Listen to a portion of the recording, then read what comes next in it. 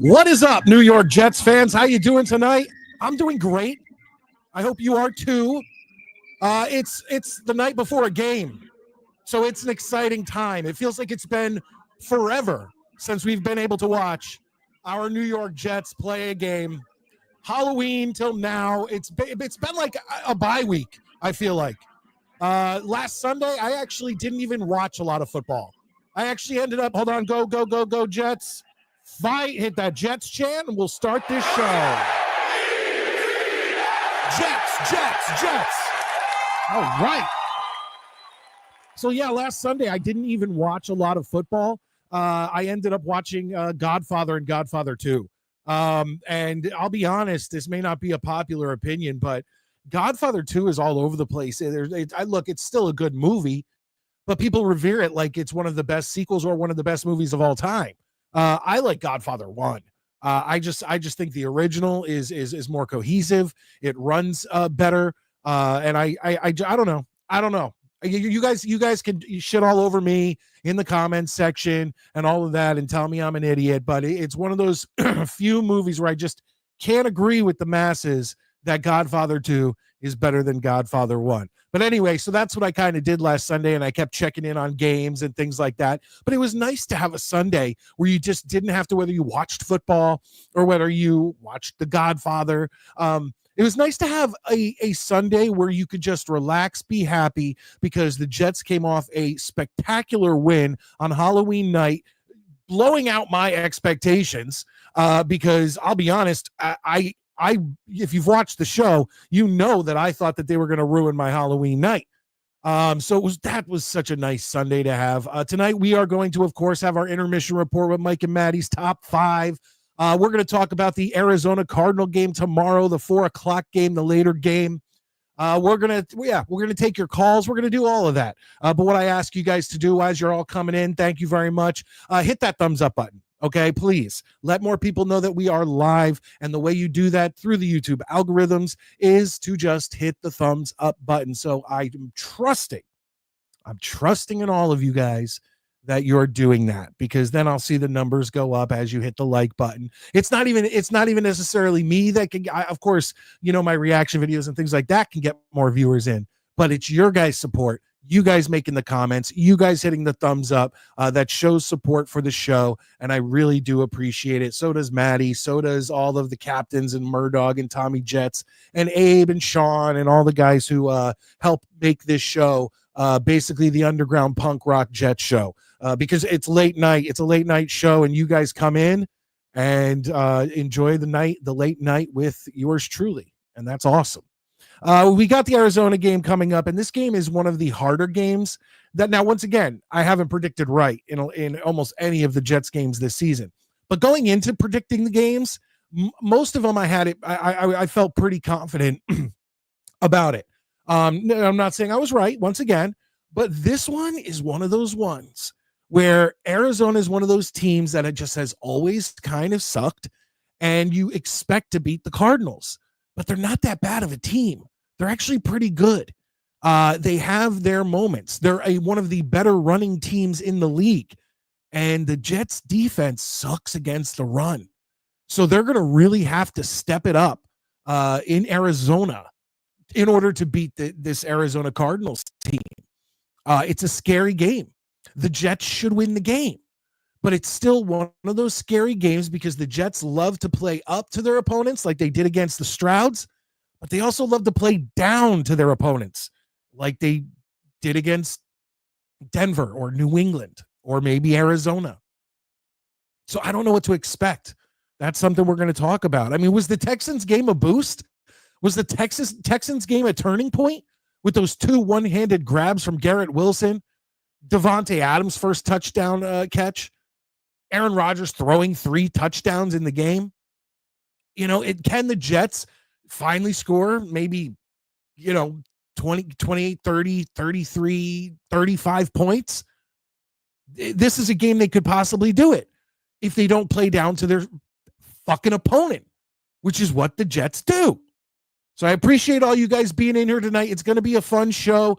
We have a few more things I want to talk about. And please, like I said, hit that thumbs up button. Show everybody that the Midnight Mike Show is live. And thank you for all the members of the Midnight Mafia who are in the chat and all the people who are just in the chat. And I'll get to you guys in a second.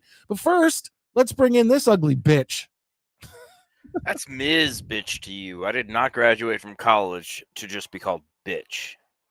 Okay, I'm sorry, Ms. Bitch. Better. What hat you got on? What is that?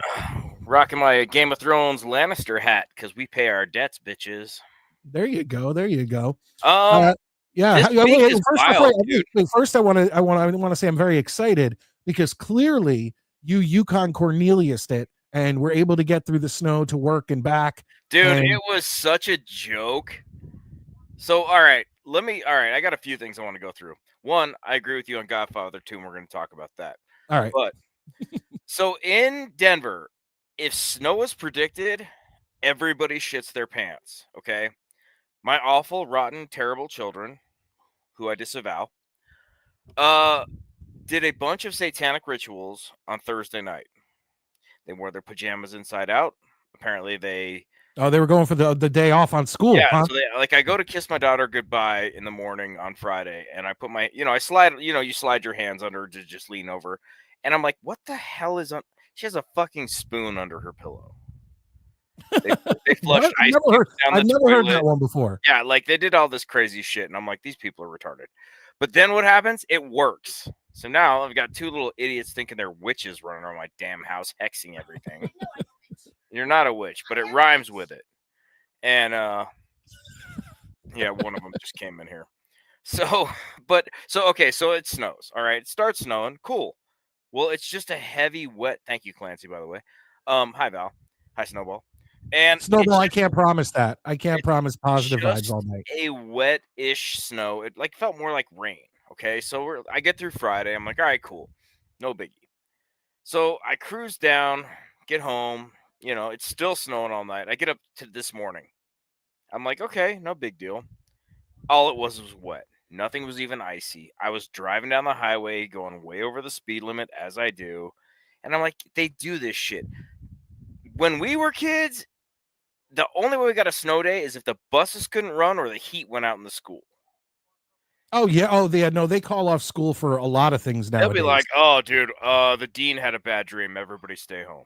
It's ridiculous. There's times where they'll call off school because the air conditioning's not working. And we didn't even have air conditioning in my school except for in the band room, I think, and the chorus room. Those were the only two rooms in my school that had that in my high school and my junior high. Fans and open windows. But anyway, so yes, the snow was fine. I'm actually just drinking a cup of decaf right now because it is chilly. I'll give it that, but whatever. Dude, that's so funny. I am drinking a cup of half calf. There you go. Lately, coffee has just been reacting bad with my heart. I think that has to do with it being New York Jets season. I have to probably be careful. But yeah, so we mixed it tonight. We have a half, But I want to move on to Godfather. So I'm going to give everyone something. Oh, go ahead. All right. Wait, before you do, hold on. Before you do, Vivette comes in and says, "Yo, what's up? I got 100 receiving yards on Wilson and Adams each in FanDuel. Do you guys have a bet on FanDuel? I do not, but I mean that's it could happen, but that's a tough bet to win. I mean, I think one of them could easily hit 100 2 yards. is a little. Ooh, Yeah. I mean, I hope the payout is fucking huge for that if it goes. 3 siblings. I love that picture, dude. If that's you, fucking sweet, dude. Yeah, I love the hat. Yeah, the hat makes it. So, but I do want to move on. So I made up a game, and I think you'd like this. It's called the Decades Game, and in Okay. it, you get to pick one decade of films that is your library. Like if you're on a desert island or for the rest of your life. I don't even need to think about that. Okay, but hold on. Just I good because I think we might be the same. Actually, I think you're going to be one decade ahead of me. But you are allowed to make. I said 5 trades in the beginning. I've just kind of opened it up to as many as you want, but you have to justify your decade, and you cannot trade a film that's like dog shit for a great film. Okay, so like me, I picked the 70s. There's just too many of my favorite movies came out in the 70s. I would trade Godfather 2 for No Country for Old Men. They're Okay. comparable, best picture winners, very Yeah, well, if you're basically saying if you're gonna trade, the trades have to be comparable. yeah, like if EA Sports, if like NHL 95 or like NFL 25 would reject your trade, you can't do it. So it's a fun game to play, but yes, I would trade Godfather 2 because I think Godfather 2 is very overrated. I think it's a good movie, but it's not the be all and the end all that the whole world really tries to make it out to be. Godfather 1 is the be all and the Yes. end all. That's my movie. I will always watch Godfather 1. I can skip 2 and let's not ever even acknowledge the 3 exists. I actually did try to watch the entire trilogy that You day. couldn't make it through 3, could you? No, I didn't even put it on because by that point it was so late. It was so getting into the night, and I was like, I'm not going to waste 3 hours on what I know is coming. No, Like if I was earlier in the day, maybe I'd do it and try. It just wasn't a good film. Like 2 is a good film. I'll give you 2 is a good film. I think 2 is an overrated film, but can still be a good film. 3 is just not a good film. No. Guys, while you're coming in, thank you so much. Loving these numbers. Hit that thumbs up button as you come in. Let more people know that we are live. JE comes in and says, "Gotta have a spy for Kyler Murray. Dangerous scrambling and pass rushers." I agree. Agreed. The Jets are horrible when it comes to trying to play against a scrambling quarterback. I mean, you could see Stroud did it a few times. You could see what Josh Allen did to us. Even if it's not scrambling for a run, it's scrambling out of the pocket and then hitting a guy 20, 30 yards down the field. I completely agree. A loss of 3 turns into a gain of 9. This one I'm not worried about. Arizona Cardinals blitz a lot. Protecting Aaron Rodgers is a crime concern. I'm not super worried about that. Aaron Rodgers still is great at beating the blitz. It's can his receivers run the right routes and catch the ball. That's what I'm looking at. I do want to hear, by the way, just from the chat, if you want to play a decades game, tell me your decade and tell me the movies that won you over. I think it's fun to talk about, and it's a great thing to do at work while you're bored. Well, here's what I will say. Right off the bat, my decade is the 80s. Called it. But the good, I knew it. But the good, but the and good thing for me, I have no problem with it. No, the good thing for me is that a lot of the most popular movies of the 80s, the ones that would have won Academy Awards, I don't care about. I'm a horror guy. I want all my Friday the 13th. I want all my Nightmare on Elm Streets. I want all my Child's Plays. I want all my, I want all those. Well, what I would probably do, didn't it? What was it?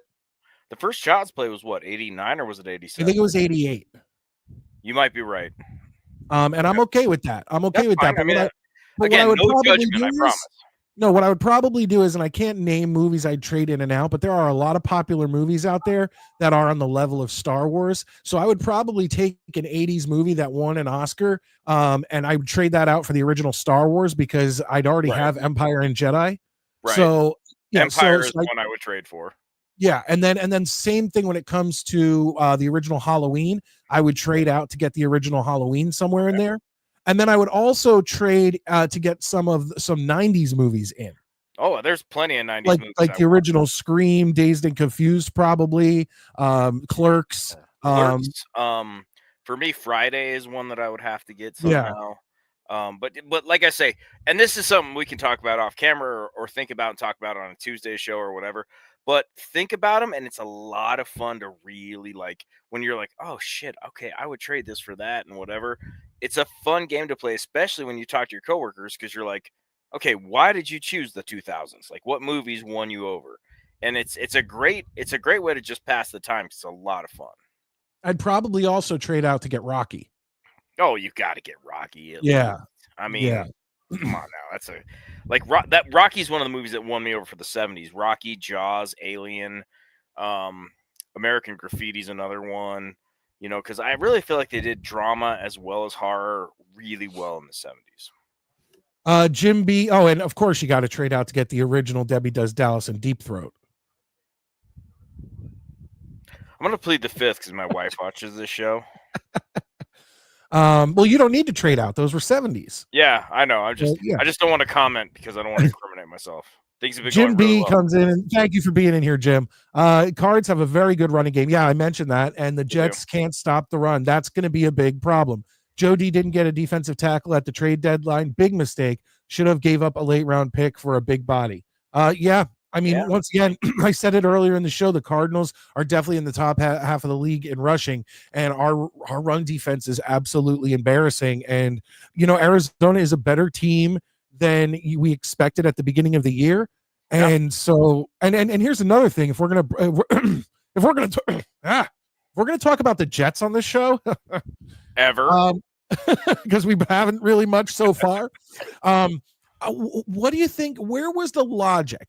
And I'm not saying it's a wrong decision, but give me what you think the logic was of releasing Riley Patterson, the kicker, who actually made 3 extra points, 1 dinged in. Okay. To bring in Spencer Schrader, who literally has no NFL experience pretty much. I think he was in 1 game, but kicked nothing. And then, and his career at University of Central Florida, and then his last year at Notre Dame, he had a 68% field goal percentage. My guess, honestly, is I think it's just going to be a league minimum, easy cap, like easy, no pressure type thing. If he can just be somewhat competent, I think they're trying to just scrimp on the cap and be like, look, dude, if you make it through the year, you're going to get the league minimum, but you'll have a job. That's the only thing. But my point is that I just don't see why they would get rid of Patterson when he, you know, sure, he had that one. That was his first kick. It was a little dicey, but after that, he was right down the middle on all the extra points. I don't know. I feel like it's like they're moving around the kickers for no reason at this point. Now, Zerline should not be out there, but I feel like what's the difference between Schrader and Patterson? It's like, I don't know. The only thing I can think of is they're making promises and they're trying to cover as much cap space as they can, but I have nothing. I really don't know. This team and their kicking situation is such a goddamn mess that, I mean, I swear to God, dude, they could put Ted Bundy out there to kick, and as long as he makes it, I'll be like, all right, it's work release. So I don't fucking know. I thought about this week too, and I was just like, I don't know. There's got to be something going on behind the scenes that we're not privy to, and that's the only thing that makes sense to me. I don't think it's still snowing out there, is it, Maddie? No, it finally tapered off. All right, but it was wet, and it felt like rain because it really didn't stick to the roads or the sidewalk. But it came down a lot, like the grass is covered and shit, but whatever. A real quick shout out. Clancy's in here. I see Stack. I see Alan. I saw Valerie earlier. Ricky's in here. Lane is in here. I appreciate all you guys in here. That's awesome. So thank you guys. Let me bring up, hold on 1 second. I want to catch up on the comments, make sure we're caught up, because maybe somebody else knows something. Yeah, look, here we go. Let's see what Connor has to say. What's up, Connor? How you doing? Schrader is not great. He has not attempted an NFL field goal, and he was average to below average in college. Patterson is a proven veteran who can kick beyond 45. Okay, so I just said that. So what, Connor, what the fuck is the logic here? Like, I don't understand. It makes no sense to me. Like, I don't know. I just don't know. I just don't know what they're thinking in the kicking room. And I find it hard to believe that there's not a veteran kicker not on an NFL team that we can bring onto the team. That's another thing. We're bringing in all these like jobbers and rookies and all this other thing. You're telling me that there's not a kicker out there? Like, for instance, Ryan Tannehill's a quarterback. He's not on a team right now. If a team is desperate enough for a quarterback, you could bring in Ryan Tannehill. He's a veteran. You throw him out there. There's got to be guys out there that have a better than 68% field goal percentage, over their career in college, who hasn't kicked in the NFL yet. I think he was just on the squad. I think he was on the Colts dressed for a game. That's it. That's all. And no kicks. And that's what we have at kicker tomorrow. Yeah.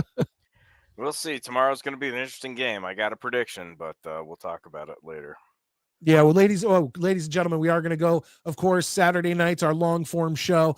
We are about to start making our picks for the NFL this week. I have them all ready to go. Also, Solomon Thomas is out. That's another thing we didn't mention. That could be it's just another thing. We have a lot of injuries, and once again, that's not even something. Every team has injuries at this point in the season, but it's just another thing that hurts. And Lazard's really killing me, Maddie. I don't know here. Look, dude, you had a great run with him. I know. Lane in the comments, did you hear the Bobby Midnite show was pulled because of a troll? What happened? I know that I was gifted a membership and it got suspended. What happened there? Does anybody know? What do you mean it was what did he say? Lane said, did you hear the Bobby Midnite show was pulled because of a troll? And I don't know what happened, but thoughts on Morgan's. Okay, hold on. Wrong one. It's the next one. Wait, real quick. DB94 channel member, Broncos fan. Thank you for being here. Thoughts on Morgan Moses sleeping in a hyperbolic chamber instead of taking games off loan. You know what? Didn't Michael Jackson sleep in a hyperbolic chamber? Yes, he did. Yeah, he's a quality stand-up individual. So I'm not going to judge. A porn bomb got Bobby canceled. What happened? Somebody tell me what happened. Like, give me details. Did you hear that Bobby Midnite show was pulled because of a troll? Like the whole channel? Well, all I know is I was gifted a membership like Tuesday, and then Wednesday I got an email saying, "Hey, memberships are suspended, so basically just chill." And I was like, "All right, whatever, But that sucks. Now somebody knows something. I'm curious because Bobby doesn't deserve that. He's a good dude. But I'm curious to what happened. We give Bobby Bobby shit all the time. Oh, so he put a porn. So somebody put porn on Bobby's feed, like in his thing. He let him on, and that was that. Like during a live show, or did somebody have access? Yeah, apparently to during his a live channel? show, somebody got on and just put porn on like their picture or something for the screen. Sorry that I missed it, and I would like to know what it was. That's low class. That's just shitty. I feel bad for Bobby. He had to Bobby's whole channel got shut down due to some jerk. He had to start a completely different channel. Oh man, that fucking. You know what? And you know what, Maddie? I was aware of people doing that because I watch tons of other a lot of it isn't necessarily New York Jets content. I like watching. I'm part of this Dabbleverse with Stuttering John and Who Are These Podcasts and all this crazy world. Patrick Melton. I know people don't know who I'm talking about. Steel Toe, all that shit. And people because they get beef with each other will try to do that to other people and porn bomb them. And that's why you usually don't let anybody on our show unless I know them and I can see them in the green room. That's fair. That's just shitty to do because you could imagine Bobby's been putting in the work and putting in to get these watch hours and putting in to get subscribers and all this stuff. And it could happen to me. It could happen to, anybody. And you put all this work in and then you get the whole channel pulled down because of some asshole like that. That's just fucking bullshit. Like that actually pisses me off. Yeah. I mean, it's a shitty thing, but that's the nature of the game. It sucks, but I don't approve of it, but well, Maddie, here's what we're going to do. We're going to start making our picks and hopefully this guy won't porn bomb us. Let's bring him in. It's one of our capitans. Murdog, what's up, man? Porn bombed for sure. Oh, you want to see some titties? No. Let's see them. I got beads. I got beads for days. Yeah, I heard about that. What happened with Bob? I didn't know. Like, I literally didn't know until today because, like I said, I got the email and I was like, all right, whatever. You know, I mean, I got a life. I have shit to do. I'm actually gonna look because I'm subscribed to Bobby's channel. Yeah, so I think Nick is. It's just not there. Oh, I don't know. No. I caught a little bit in the Discord. They're starting a new channel for him. So if you were subscribed to him before, or just want to go help him out and you weren't before, go over and find his channel. His name is Bobby Woodruff. I think it's Bobby Woodruff, not Robert. Search him and see if you can find his new channel and help him out, drop a subscribe to get him his numbers. It's not even here. Well, I'm sure somebody could get the exact address. No, I was just the Legend of Bobby Midnite or something. No. Oh, I don't know what it's called. Yeah, I just woke up. I took a nap. Just go help him out. That's fucked up when, we know we got tons of trolls. I mean, you see how we get guys from other fan bases that come in and talk shit, and some people are just doing it to have fun and joke, and then some people do it just to sabotage. So, it's not cool when people do that. Yeah, but you know what? Here's how I'm looking at it, though. I can picture people doing it to our channel because we are a Jets show. We will talk tons of shit to people, especially other fans, and then a lot of other fans from like Scott Black and YouTube user the Dolphins. And then we have some Bills fans who watch, and we have DB who's a Broncos fan. A lot of them end up liking us because we know we can talk shit back and forth. But I can definitely picture a fan of another team coming onto this show and maybe trying to pull something. But yeah, sure. Yeah, Rickroll. Even he became he may have converted, but he started out rough. Yeah, but my point being is that Bobby's show, and we've talked about this before. Everyone's talked about it. It's not really a Jets show. It's a bunch of people talking, and it's like a Zoom meeting, and it's like no one's saying anything offensive because even if you say even the slightest thing, Bobby will kick you off.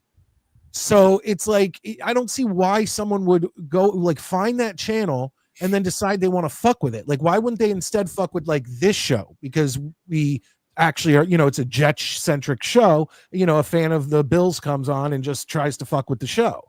You know what I'm saying? It's not like Bobby's on there shit talking other fans, of other teams and, whatever. It's just crazy to me that shit happened.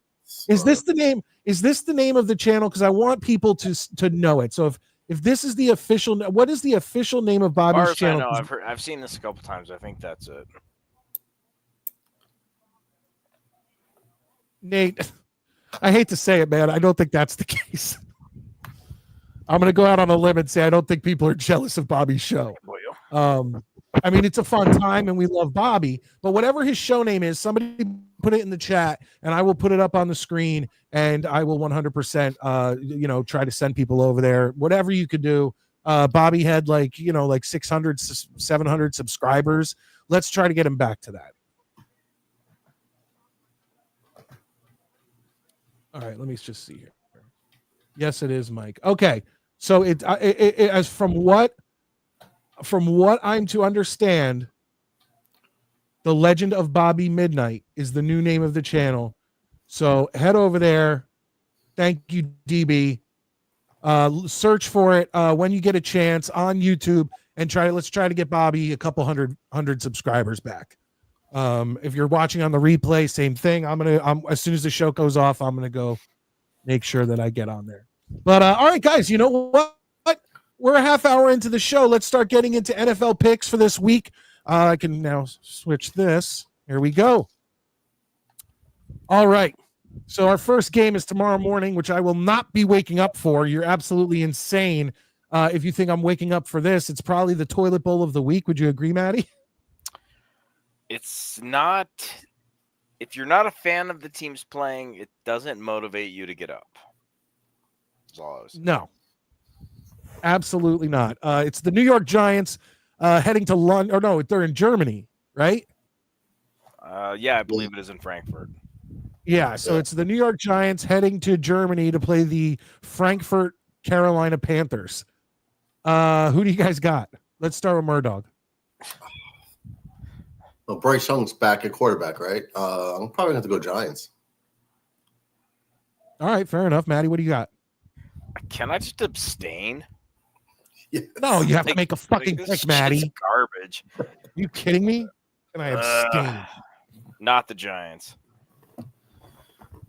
I'm gonna go with Murdog. I just think the Giants are a better team, and They they've are, actually. but they're The a Giants better have actually- team, but they fucking play like shit. Yeah, but they're playing the Panthers. Yeah, I know, but the Panthers, I don't know. I'm going to take the Panthers just to be different, but I couldn't care any less if I tried, by the way. But I'm just going to take the Panthers because fuck it. I don't care. And I think that I just see the Giants shoot themselves in the foot too much. I have the weirdest feeling they already know their season's over.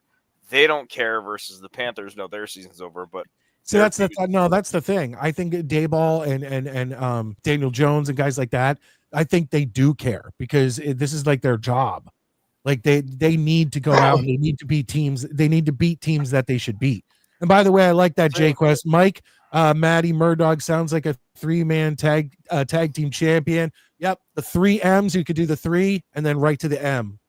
I like Boom. the Shield. Maddie's definitely. Maddie has no idea what you're talking about. He's You're all definitely Dean gay. Ambrose of the group.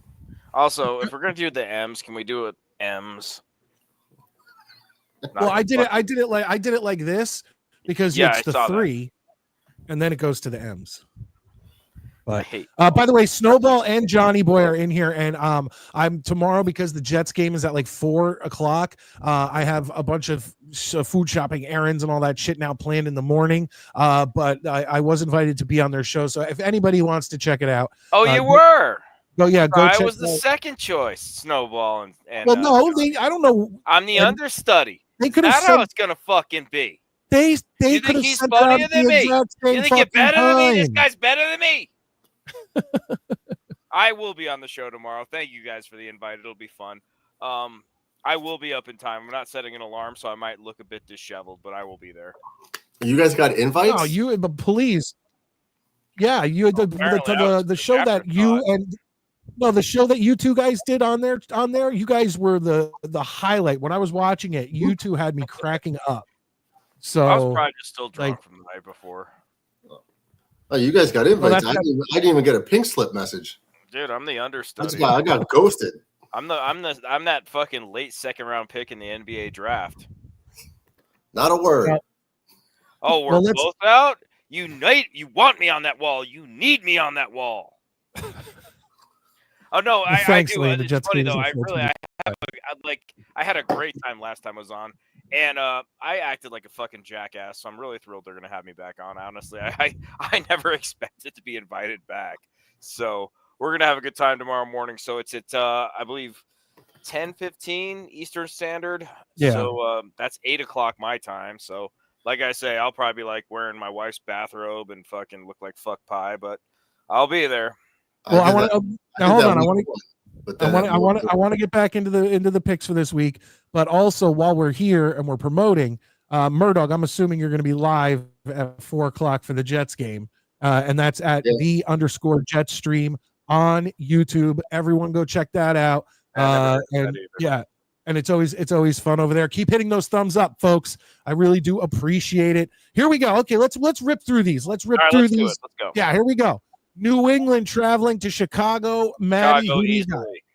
All right, Murdog, who do you got? Oh, who was that? The Patriots Blue playing the Oyster Bears JV in team. Chicago. Oh man. That's a tough one. No, it's not. Is it? Why are you lying? I think I'm gonna go Bears. I Oh, like that the was- way you're that was making it rough. sound like that was an agonizing decision. It is. No, it is. For me, it was Now, because Pat's on the road's not. Come on, baby. Come on. It's It's just- me, baby. It's Tyrone, baby. Come on. I know they're just bad teams, but the Bears are just one of those teams that you just never could rely on.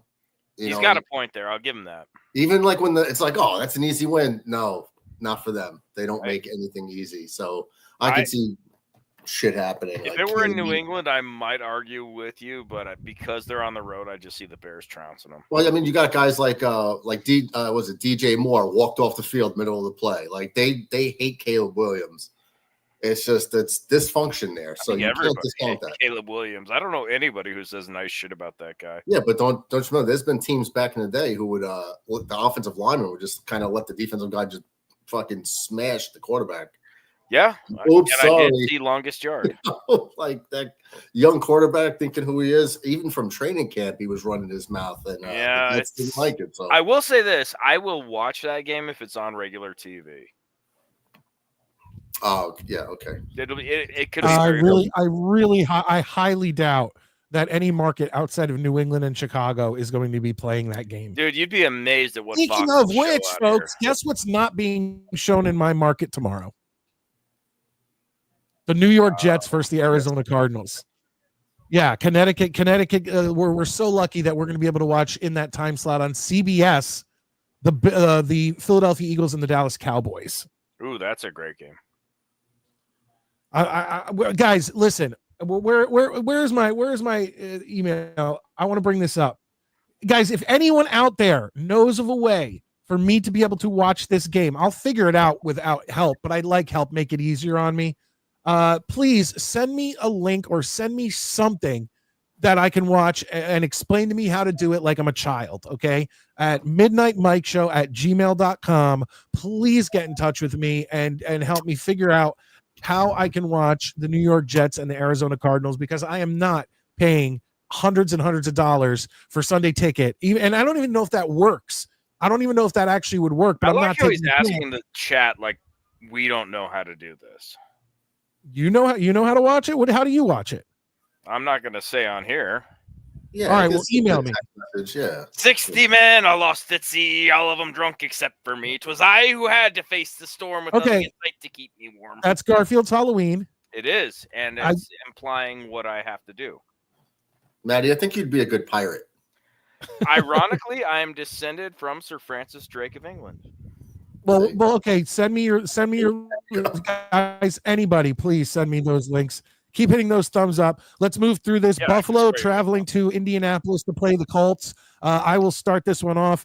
Buffalo is going to obviously beat the Colts, even though it's in Indianapolis. Buffalo has the stronger team right now. And I actually hope Buffalo wins, because we need teams like the Colts and the Bengals. And by the way, I had Joe Burrow and Jamar Chase in my fantasy team for that last game. And I got like almost 100 fantasy points without getting into the NFL week yet. Wow. Yeah. Thursday games always scare me. I don't see anyone not taking Buffalo in this game. Sorry, I don't hate the Colts, but they're going to get bounced. Murdoch? What game? No, I'm just kidding. It's going to be like, there are some games when we get to this point of the season where you're like, that is an inconsequential game and no one cares. Yeah, no, it should be a blowout. Buffalo should just beat up on them a bit by probably 2 touchdowns. Should be. Has anybody seen Neek or Kim in here? Not Nate? right. Nate? No. Nate? Monique. Monique. Oh, Monique. Wow. Yeah, I don't know. But anyway, let's keep moving along.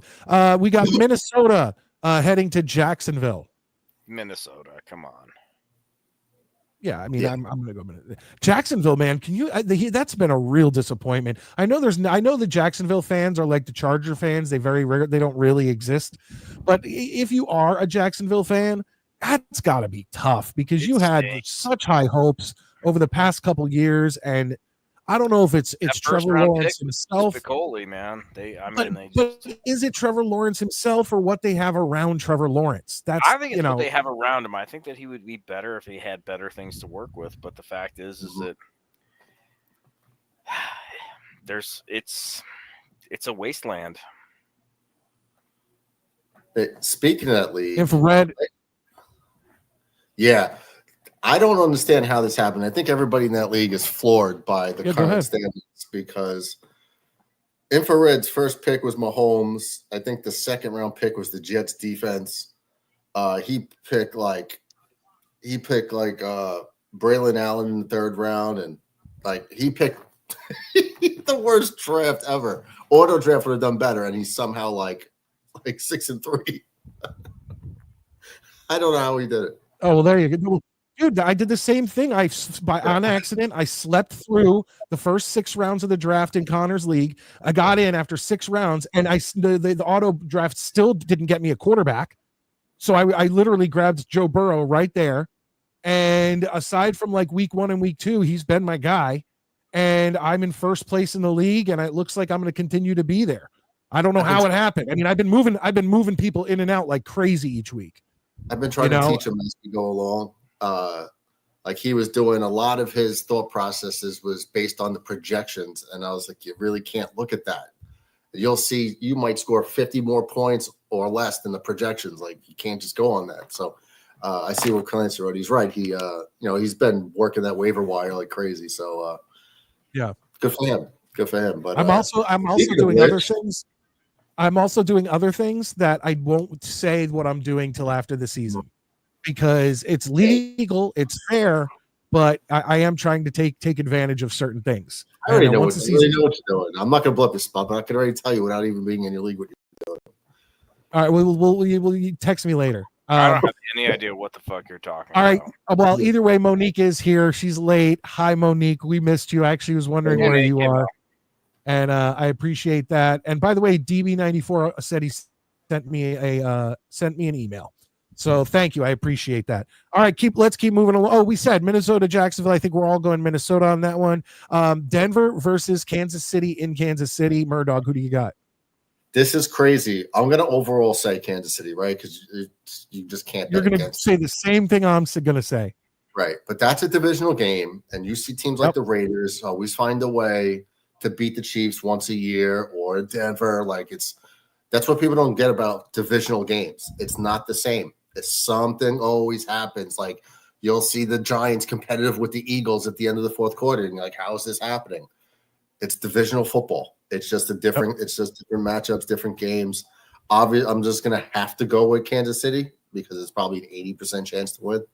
But don't be surprised if it's competitive at the end. Like it's just one of those things. Divisional matchups. Yeah, I'm going to say here's what I see Matty rolling his eyes, but I'm going to kind of agree with you. And I'm going to say, I'm going to pick Kansas City. They're at home. They're undefeated, but that's the thing. They're undefeated. They eventually have to lose. And the way I see it, it's like the Broncos would be the team to come in and just shock them. It could. Here's what I'm going to say. I pick Kansas City, but I won't be surprised if there's a Broncos upset. That's what I'll say. Not in the least. Because they're not. Go ahead, Matty. You're rolling your eyes. They're not a traditional 9-0 team like the Patriots when they went undefeated during the season. The Chiefs are beatable, like all over the place. They just, they got the refs on their side. Yeah, they got the calls. Yeah, they get the calls all the time. Everything good that could happen does. There's so many games they should lose, and then they end up winning. But they're not world beaters by any stretch of imagination. Like if they played the Lions, I think the Lions just smoke them. In the Super Bowl. Yeah. Kansas City blows them out. Get a life. This is the real world. All right. What's your score prediction then, Matty? A blowout. What's your score prediction? 34-9. Or at least what's your spread? I got Kansas City by 15. Okay. That's I don't know. See, that's the thing though. Kansas City is not scoring unbelievably this season, and Denver's defense is holding their own. Yeah, they look great against Baltimore. Well, okay. But I don't know. I wouldn't be surprised. Moving along, we got Atlanta heading into New Orleans. God, there's another game I wouldn't watch if my life depended on it. Ugh. I'm going to take Atlanta, but nothing would surprise me in this game. If aliens came down and probed everybody, I wouldn't be surprised. I'll take Atlanta just because I like them more, but both teams are booty cheeks. I'll take Atlanta. I'm gonna go Atlanta too. You got Atlanta, Murdog? Yeah, I got Atlanta, and it's really just gonna be the Kamara show. So overall, Atlanta, they're more of a well-rounded team. New Orleans is beat up. And New Yeah. Orleans is chaos, man. They're they're having a real down year. it's a So bad scene in New Orleans this year. You got the returning McCaffrey with San Francisco heading into Tampa Bay. Oh, that's San Francisco all day. You think? Yeah, I think. I don't know how involved McCaffrey's going to be. Yeah, that's what I'm thinking. He might get 12 touches or something. That's how they always do. They work them in. But overall, between like Kittle and Debo, Pearsall, Jennings, like I just think overall, Baker Mayfield's been pulling shit out of his ass without Godwin and Mike Evans. So it's gonna like did you guys ever end up watching that Baker Mayfield undercover thing I talked about? No. I haven't yet. Oh, you gotta check. It's funny, dude. You gotta check it out. I highly suggest to anybody just put in Baker Mayfield undercover. It's like Eli Manning's show. Maybe put in Eli Manning in the search. It's fun. It's fun to watch. I love Chad Powers. Chad Powers. Yeah, that mustache. I love those. Dude, those undercover things like blow my mind. Like I will rewatch them every couple months. Like the Chad Powers with Eli Manning, the Baker Mayfield is now in that rotation. The Jared Goff when he goes as a transfer to like one of those like Division 2 or 3 schools. The Greg Maddox one. The Greg Maddox one. Did you see the Chris Bryant one in baseball? Was he the one with Greg Maddox? No, Greg Maddox. No, Greg Maddox was he did it with Greg Maddox. It was 2 separate ones. One time Greg Maddox was being the cameraman, and the premise was they were filming a commercial. The sound guy. Yeah, and they were like, the batting practice pitch is not here. We need something. He's like, I'll throw. And I can throw some. Yeah, and then he starts throwing like nasty shit and like, what the fuck? And strikes him out, I think. Yep. And then Chris Bryant also did one at like a junior college, and there's like a tryout or something, and he's just hitting bombs everywhere, and everyone's just like, what the, So, yeah, those are always cool, especially when, come on, like if you're a college baseball player, you got to know who Chris Bryant was at that time. Next one we got on the docket here. I didn't even get to give my pick. Oh, I'm sorry. Who do you got? San Francisco, Tampa Bay. I got Niners, but I think Tampa keeps it competitive. Yes, there you go. At the end, I think they come back. I think because they're just gonna go into pass happy mode at the end. Then you got Pittsburgh versus the Redskins. It's in Washington. Ooh, this is a good game. This is a good game. This is the game of the week where I'm looking at it going like, this is a game I want to watch. Yeah. Gritty. I'm gonna say Pittsburgh, but by 3 at most. I know I'm right there with you. If Washington were to come out and win, I wouldn't be shocked. The fact that it's in Pittsburgh makes a difference. No, it's in Washington, isn't it? No, it's in Washington. Oh, it's in Washington. Oh, yeah. I'm going to go with the Redskins then. Okay. That's the only reason I have the pick for the Redskins, the home field advantage. But I think Pittsburgh could win this game. Of course, that's why I picked Pittsburgh. Because they're playing on the road and they're not trying to be pretty. They just want to get the W. Yeah. So those games, I mean, it's just really a dog fight. Is really it. I don't trust Pittsburgh's quarterback situation. I don't like their running backs. I'm not a fan, but they find ways to handle business. Yeah, I don't know if Mike Williams is going to be a factor. Usually the first game with a new team, these guys aren't really doing much. But I mean, the guy couldn't get our playbook down. How's he going to go to a new team and get theirs down in a week? Well, because that's the Jets' curse, where you play like dog shit for the Jets, and then you go to a new team and fucking scoring buckets. Yeah, blow it up, right? I mean, you can't get like 348 yards and 7 TDs. Can't get on the same page with Aaron Rodgers, but you're going to get on the same page with Russell Wilson. Why not? Then you get, this is another toilet match of the week. The Tennessee Titans go into is this really a home game? LA to play the Chargers. Ugh. I'll take the Chargers, but I can assure you I will not watch 1 minute of this game. No, me neither. And I'm gonna actually take the Titans. Attaboy. Just to be different. Yeah, come on, Titans. Let's get a win here. Going Chargers. Only because they're at home. I promise you, if this game was in Tennessee, I would take the Titans. I think the better prediction is whenever the LA Chargers have a home game, usually it's 50% or more of the opposing team's fans. But I don't see Tennessee fans traveling well, especially that's kind of a long way to go for a game. So I'm wondering, is the place just going to be half empty? Yeah, really, the bet is what is the attendance? Yeah, what's the attendance? The attendance is way more interesting than the actual score of the game. Yeah, I say the place is half empty, and of that half, 25% are Titans fans. I'm going to say, okay, the over/under is 12,000 fans. Oh no, you can't do I need to know the total of SoFi I don't know. Stadium. I don't know what the capacity is. I'm guessing. I need to know the total. I'm not asking you to put any fucking money on it. I don't care. If I'm going to make a prediction, I need to know that we're doing this right now. I need to know your happy ass on Google. That's what I'm doing right now. I'm popping on my phone. I'm going to figure this shit out. That's my guess. I'm guessing it's about Madison Square Garden levels. Okay, SoFi Stadium. This is what you're watching, guys. Who cares? This is good. No, it's fun. I'm just saying. This is what we care about. No, there's gonna be more than 12. It's a 70,000 seat football stadium. Okay, then I'm gonna go 30,000 as the over under. I say, I'm gonna say. I'll take the over, but barely. No, I'm gonna take the under, but I'm gonna say that 25% to half of them are traveling Titans fans. Well, we can't split hairs with that because we're not going to be able to. I'm just throwing that in as an extra. I was like a parlay.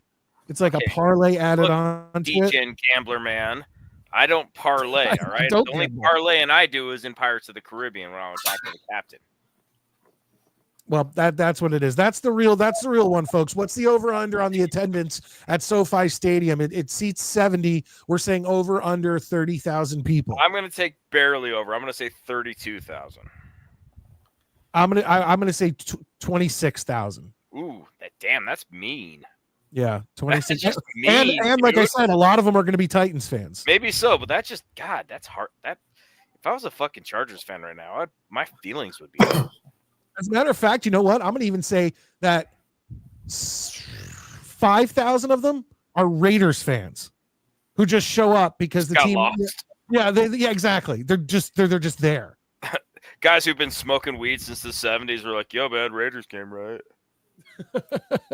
Ricky comes in with 27, so he's upping me by 1,000. And this isn't Price is Right, folks. We're just going to go the closest. The closest. No. Let's do prices right. Closest without going over. Yeah. All right. Fair enough. That would fuck up Ricky though. If it's like 26,900, I would get it. He wouldn't. Yeah, but it would really fuck me. I'm the one who's taking the biggest risk. Fair enough. Murdog, quick. How many people are showing up to SoFi Stadium? Well, I was actually thinking about Price is Right. So I was just thinking, what if I just jumped in the middle of you guys, so at least I don't come in last place? Or bet one. 28 or 20. Yeah, just one. If you bet one, you have 1 to 26,000. If you bet one and 25,000 show up, you look like a genius. Yeah, you win. You win the dinette set. Oh, you got a new car. Hell yeah. Oh, we are idiots. Did you say what the max capacity is? Did you say 50,000? 70? I didn't realize that stadium was all right, I'll go. If it's for me, I'll go like 36. Just for the record, Ricky has 27. For some reason, Lane also took 27.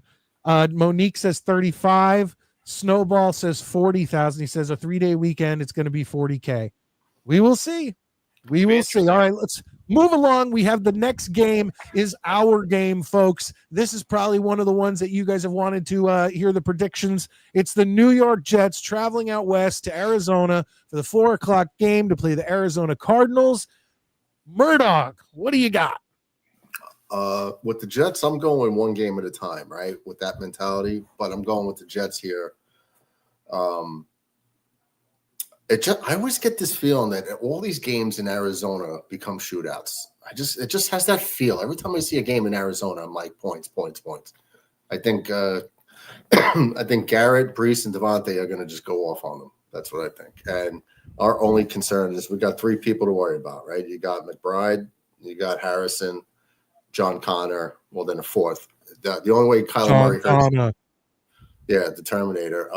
The only way that he hurts you is if you let him run out of the pocket. And I've been saying this all John year. Connor used to play for us. Not the fullback from Kentucky, Okay. like the guy, the running back from Pitt. The little kid who's the son of Sarah Connor. Yeah, dude, hacks ATM. Eddie Furlong. Eddie Furlong, yeah. There you go. If you've seen him recently, you're like, holy shit. Oh yeah. Like, Bye. He's hurting. He's hurting. smoking crack out of an exhaust pipe. All these mobile quarterbacks, if we keep that child in the pocket, he's not a good enough pocket passer to really, I think, hurt us.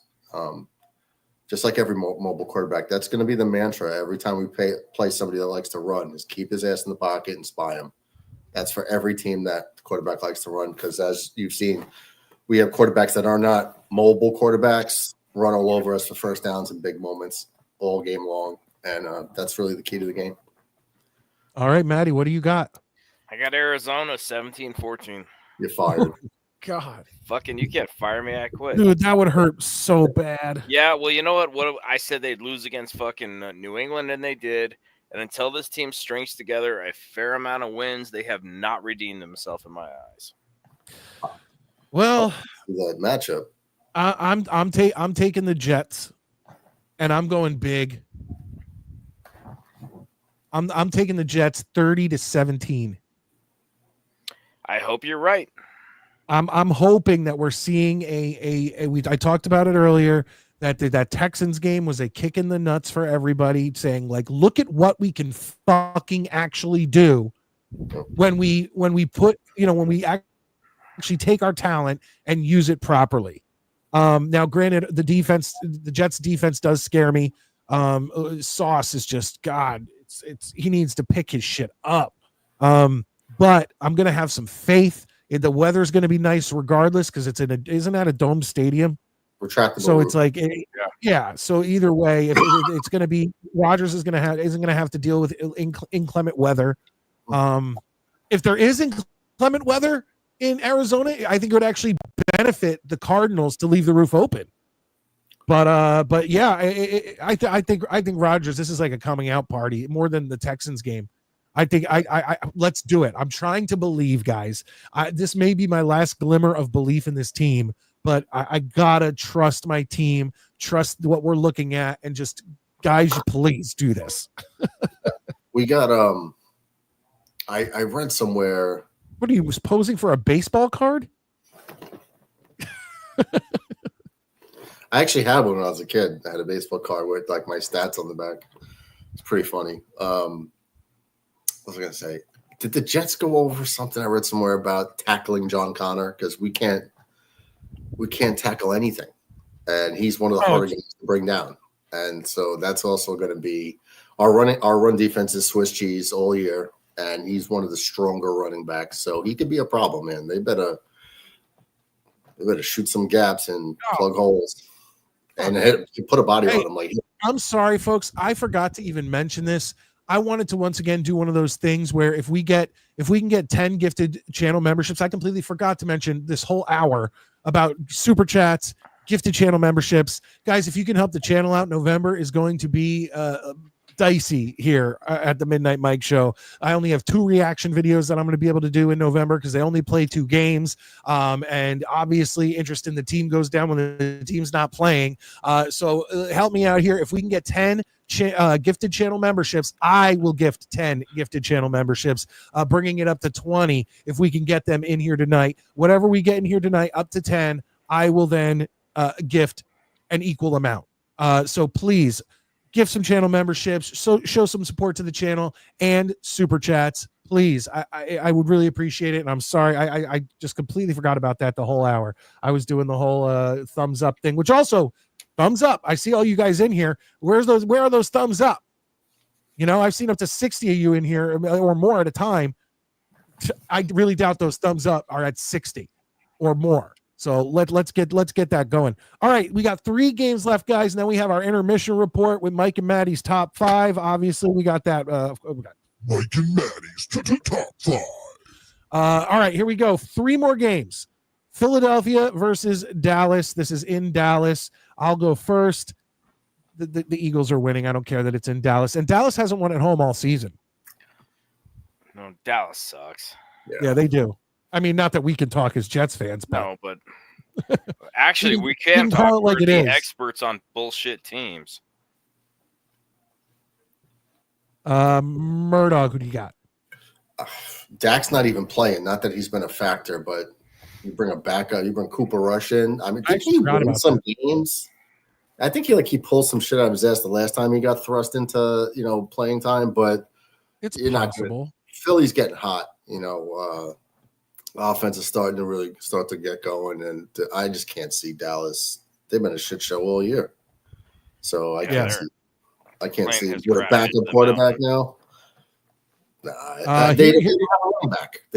What is Zeke and Dowdell and who's I throwing the can't ball? believe it. I can't believe they made no moves for anybody and brought Zeke back. I cannot believe that. And, yeah, he's like the number one again. It's like, what do you mean? That guy couldn't play on a college team right now. So this is if we were talking about Pittsburgh and Washington possibly being the game you want to watch this week, here's the other one: Detroit heading into Houston to play the Strouds. This is going to be a good one, and I'll go first on this one too. I think that Houston's going to have some trouble. Not only because Detroit is so good, but they just lost to the Jets. And I hate to say it on a Jets channel, but you just lost to the Jets. No, they're going to come out pissed. Yeah, I don't think so. I don't think they have enough in them to go in and try to beat Detroit. I don't think they're going to win, but I think they're going to come out really mad, and they're going to put up a fight, but Detroit's just a juggernaut. Yeah, I think Detroit takes this one. Are you taking Detroit, Maddie? I'm taking Detroit, but like I say, I think Houston makes it competitive because I think that they really losing to the Jets. I mean, they're hearing about that all week from their coaching staff, but Detroit is just, I mean, I'm sorry, but they're an unstoppable force. They look so good, and it's nice to say they look good. So I'm taking Detroit, but Houston makes it an interesting game. And who you got, Murdoch? Yeah, I don't know if it's even going to be close. I think it's the Lions are going to put up points early. I don't really see a path for the Texans. But if Nico Collins is back, that makes a difference of them staying competitive. To where it's not just going to be tanked out. I mean, they're not even using Dalton Schultz enough. Where's Joe Mixon been? And then you look at the thought process of the game plan. If they I remember we talked about this when we beat them. That Joe Mixon had. Mixon played great. I know, but they're not using it. Where's he been? He had 91 yards against us at halftime. You're frozen, unless you're taking a nap. He had 91 yards to the half, and they stopped giving him the football. So it's like he could only do where. That's what I mean. Where's he been? The guy's on fire, and you just stop giving them the ball. He ends up with 105, 106 yards. They shot themselves in the foot. Yeah, but he's still putting the yards out there. When he gets the opportunities, they need to be feeding him. They're not going to feed him. Where is he? It's like we say with Braylon Allen on 3rd and 1. Where is he? Why is he on the field? Joe Mixon's killing it when he has the ball in his hands. Give him the ball, and they're not. So. And then once they start getting down early to that offense in Detroit, they're probably going to abandon the run altogether in the second half. All right, the final one of the week. This is the Monday night game. Miami going into LA to play the Rams. It's Rams. Rams are starting to click, and Miami's doing the opposite. Who do you need? Go ahead, Murdoch. I think this is going to be a fun game. I think it's going to be a lot of points put on the board between those two offenses. I don't know. Maybe the defenses are both a little suspect, but I think the offenses, you got Tua's back with Waddle and Tyreek and A-Chain. And then on the other side, you got Kyron Williams, Puka, and Cutback. It should be a fun game. Two good offenses against two bad defenses. Should be fun. I'd take the over. That's a good. Who do you got, Maddie? I'm going to take LA. Yeah, Rams. I really all I want is I just don't want Tua to get fucking killed again because I just don't root for injuries. But I think that LA they're kindling. They're not catching fire, but they're getting somewhere. And I I see Tua playing scared because he's one fucking bounce away from being done forever. And honestly, he should retire before this because I don't know. I just see LA winning this by probably 10 points. And the only win Miami can have is if Tua gets out of this game not injured, is the way I feel about it. He shouldn't be playing. But you know what? It's like I can't even feel bad for him anymore. Like if he gets injured, I don't No, root for an injury. No, but he at this keeps point, coming he's back. the dumbass. He disregards good advice. I respect the fire in his belly, but at the same time, like if he were to get hurt, I'd be like, well, play reindeer games, motherfucker. Put a coat on because you're going to the North Pole. I don't know what to say. All right. Well, ladies and gentlemen, that was our NFL picks for this week. Thank you, Murdog. I'm going to let you go. We're going into the intermission report. But hopefully after, on the way out of the intermission report, you stick around and we'll be able to bring you back. Yeah, I'll be back. Boys. All right. Yep. All right. Hey, Maddie.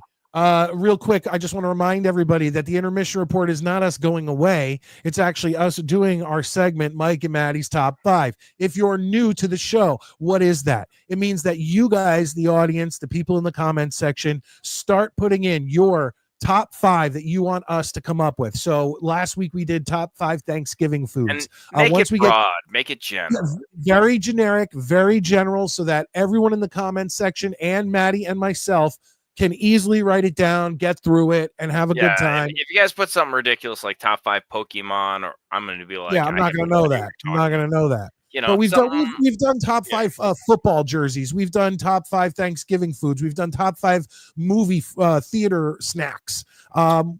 Things like that. Just simple top 5. Start getting them in now, folks, and we'll do it. Let's get to the intermission report here on the Midnight Mike Show. Let's all go to the lobby. Let's all go to the lobby. Let's all go to the lobby to get ourselves a treat. Delicious things to eat. The popcorn can't be beat.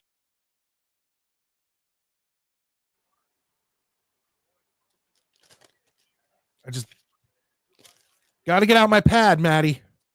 Yeah, I have my pen, my quill and paper ready. And I want to point out also that Connor last week mentioned top Christmas movies, and we are holding that off till closer to that one. Yeah, we will get to that. But here we go. We got to get, what do you see in the comments? Anything? I like Ricky's top 5 day off activities. Oh, it's just, I mean, does he mean like fake sick day activities, or if like you actually have just you're not at work, and it's I like that one a lot. I like top 5 pets, but I mean you're gonna pick all your own pets, obviously. I like this one too. Top 5 players that played for your favorite teams that you hated but everybody else loved. I don't know if I do everybody else loved, but I would do top 5 players that for top your 5 favorite players teams that I you hated that played for my team, but yeah. Yeah, I don't know. Between that one and top 5 pets. What does that entail, Daniel? Like you guys know, just saying Harold dog, and cat? Risty and Pecker. No, but that's what I'm saying. It's like, are we saying dog, cat, hamster, fish, or are we giving names of our pets? Like, Lane, nice.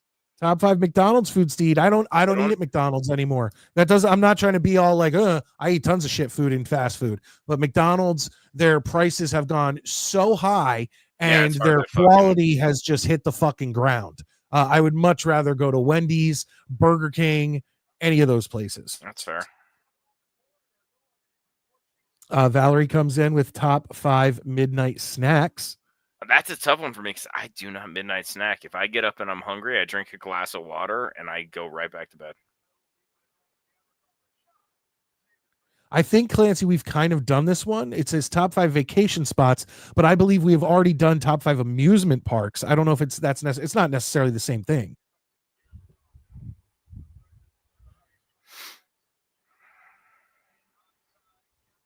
All right. Let's do Let's do either top 5 day off activities or top 5 players that you hated that played for your favorite team. I like day off activities. Okay, I'm going to write down John's because I like that one too. No, it's a good one. I feel like day off activities is more fun.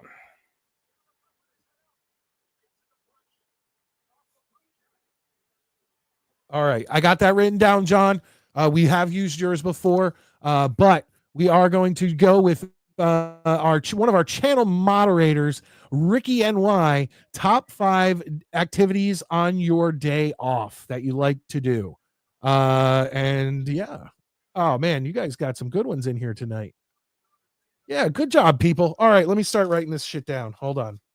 And you guys in the chat, let us know your top 5 things to do on your day off. That's what we are doing.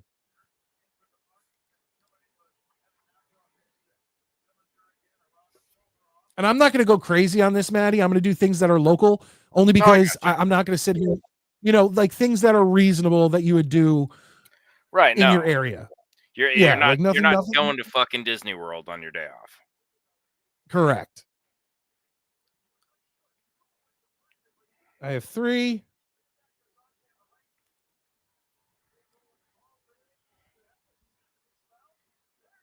I know I'm going to forget something good. That's the problem here. Oh, I know. I'm in the same boat. I'm trying to think of what I did over the past, because I had like the week of Halloween off, and I'm trying to think of things I did during that time, but a lot of those things are very Halloween specific. So that's not something I do on like the average day off.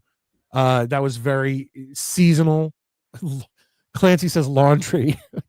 Valerie, grocery shopping.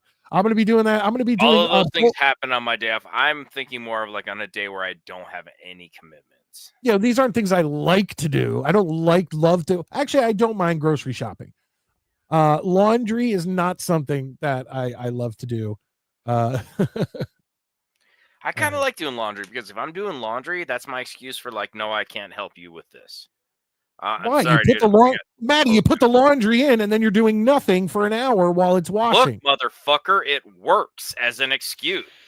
You got a flat tire? I can't leave the dryer on when I leave the house. It's a fire hazard. I got a system here. Don't ruin it for me. I have 4. I got 5 and an honorable mention. Oh boy, that's a tough one. Let me see what some of the people are saying. Maybe I can pull some in here. John Radcliffe says, but get games, sleep, play with my dog, write my girlfriend. Yeah. Well, actually, every activity that I'm bringing up, I do it with my wife and my daughters. Like if I have a day off, the only thing I want to do is spend that time with my wife and my daughters. So I'll take. I don't want those people around me when I'm off. Playing Madden, listening to music, watching Netflix, laundry, grocery shopping. Guys, I don't understand how you like doing chores. I mean, they have to be done, but grocery shopping is like I don't mind it. I like going with the girls. Grocery shopping is like my happy place, dude. I go by myself. I put on whatever I want to listen to. Got the headphones in. No one bothers me. I get some steps in. I look at shit that, oh, that's a good idea. I could cook this, whatever. Like grocery shopping is cathartic. By the way, Clancy, I also do my own laundry. Same, Clancy. And it's just because honestly, my wife does her laundry and the kids' laundry, and it's the least I could do is at least to take care of my laundry. Oh, I'm in the same boat. And also, like, my wife doesn't make my lunch. I don't expect her to. My wife does not have to pretend to be my mom. I respect my wife too much to have her like doing all the shit for me. My wife is a grown woman. She has her own responsibilities. She did not marry me to babysit me, and I will never. By the way, Rickroll, usually I think you're a complete twat, but go Buffs. But yeah, I don't dump all my things I used to do before I got married on my wife like I'm some fucking baby. All right, Maddie. Let me do my honorable mention then. Still only really have 4. Yeah, give me your honorable mention. My honorable mention is snuggle up in bed with the dogs or the cats if they're around. It's nice to just kind of be like, wake up when I wake up, and the pups are in there. They come up, especially now that it's cold out. And my girl, Arrow, the dog, the brown dog, and And Flash, the that's black it.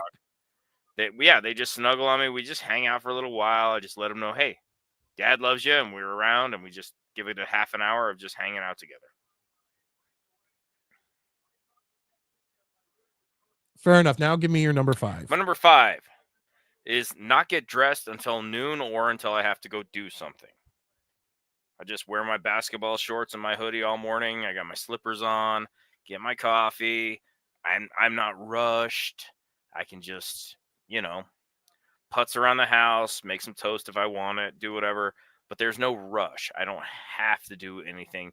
And getting dressed to me is like the this is where the day begins. You have to shower, shave, get your move on. And when I have a day off and I don't have to, I like it. All right, my number 5 is going to be just to go to a restaurant. We have a lot of cool restaurants in the area. A few, like today we went to one in our local area called the Log Cabin, and it's like an Italian, almost family style. Like the portions are huge, and they make amazing chicken parm. Their mozzarella sticks are fucking incredible. When I make my lasagna for Christmas Eve, I always go there and get that, like a big bucket of their sauce to use in my lasagna. It's that good. And then we have a bunch of cool places around here to go to for restaurants. We have a Chinese place that's down the road from us that's so good it has ruined every other Chinese place on the planet for me. It's so good. Like even something as simple as like the sweet and sour chicken, you could tell it's quality. Like everything they have is quality product. So I just love trying and going to some of my favorite restaurants with the family. So that's my number 5. It's a good one. I like it. Number 4, video games. Yep. Like just chill out. I'll throw on some games depending. Like one of my best friends just had surgery, so he is off for the next like 8 weeks. So day off, hey, get your ass on the computer. We're doing this thing. My number 4 is going to be, and this is going to end soon, but it's waking up on a Saturday and going to watch my daughter play soccer. It is winter seasonal. time.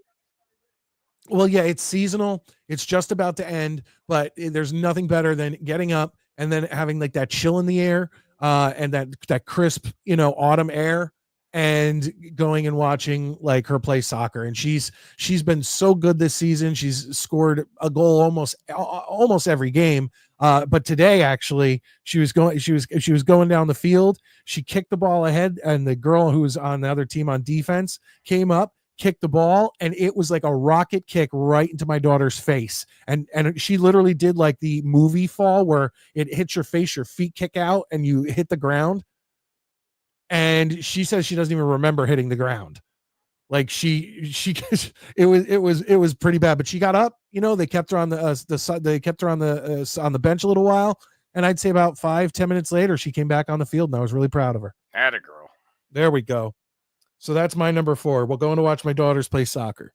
Nice. My number 3 is just sleep in, even though I don't do it. It's just nice to know that if I wake up, I always wake up well before the sun comes up, which will change very soon. But it's one of those where, like, if I wake up and I decide I don't want to get up, I just don't have to get up. There's no alarm. It's just a matter of I woke up and I'm like, nah, not yet. And I can just roll back over and go back to sleep. There's something about that. It's just very nice.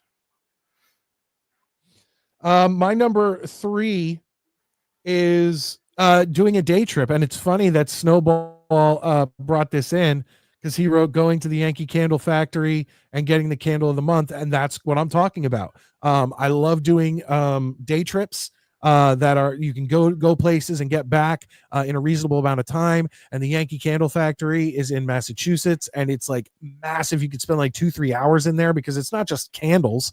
It's tons of shit in each room. Like they have I know I mentioned this before, but they have a room you go in and it's like the outside of a castle, and then you go in and there's a castle and it like has Harry Potter themed merchandise and things like that. Then you go into another room and it's like a Christmas village, and every 5 minutes it like actually snows indoors. Like they have a machine that makes it snow, and there's like this big like moose or reindeer going like "Rrr," and like it's just a cool experience.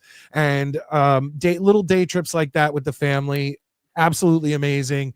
So that would be my number, what was it, 3 2 Mhm. 3 3. All right, what's your number 2, Maddie? My number 2 is just the wife and I taking the missus out to lunch. We'll just go, like if I'm off or whatever, we'll just pop out and go to lunch. And honestly, it's one of those that reminds me just how much I love my wife and how much fun I have at just hanging out with my wife. Yep, absolutely. I love that's what I'm saying. It's like all my friends are still in New Jersey. When I moved to Philadelphia, I made a couple friends in the 10 years I was there. And then they moved out of the city, and then I moved to Connecticut, and it's like I literally do not have a friend that I would just go and hang out with, because Maddie is my best friend right now. So Jesus, man, you could do so much better. I know I could, and it's so sad. But every time I go to Jersey, my buddies that I grew up with, that I've been friends with for decades, are always there, and we're always hanging out.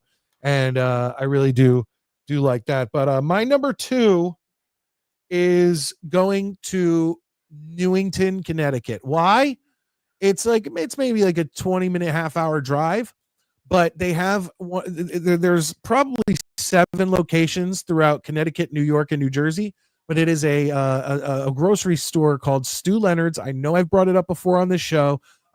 They have, not only do they have outstanding product most of the time. We had a little bad experience the last time we went. We got some of their frozen burgers, and we got them home and opened them up, and they were a little gray. And so we had to call them, and they're going to obviously take care of that the next time we go. Nice. But if you've never been to a Stu Leonard's, it's like the Disney World of grocery stores. So everywhere you go, it's like you're in a different world. Like when you get to like, the cheeses and stuff, it looks like you're in like an Italian market.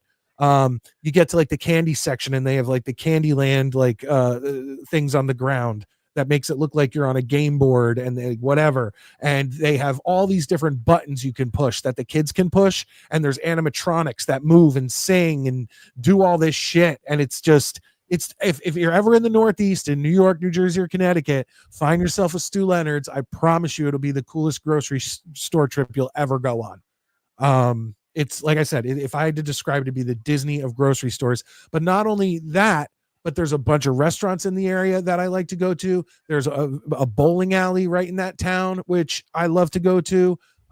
Just a bunch of cool things in that town. And anytime I'm like, hey, we're going to Stu Leonard's, the kids freak out. They love it, and it is what it is. So that's my number 2. Well, my number 1 is an easy one, and it's day drinking.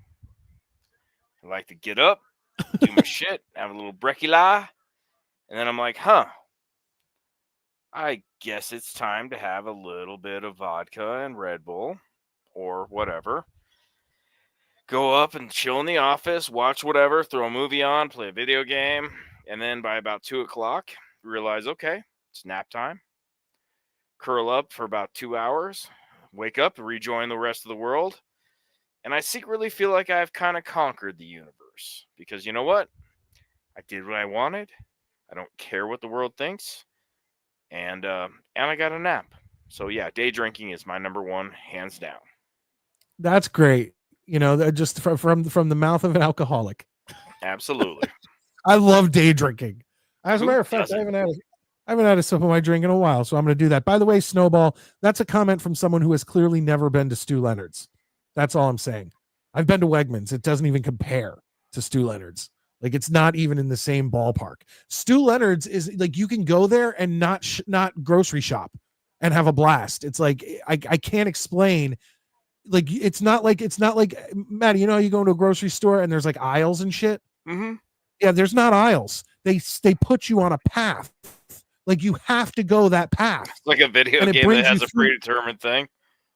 Yeah, it's not like you can just go back and forth. There's a set route through the store, and each section is different. Like when you get to the seafood, there's a button you push, and a foghorn and a lighthouse light starts going up. In there's a singing parrot that it has a pirate like look to it who sings in the seafood area. It's like Nice. yeah, there's singing avocados who dance and play guitars in like the fruits or in the fruits and vegetables. I just want the section. California raisins to show up.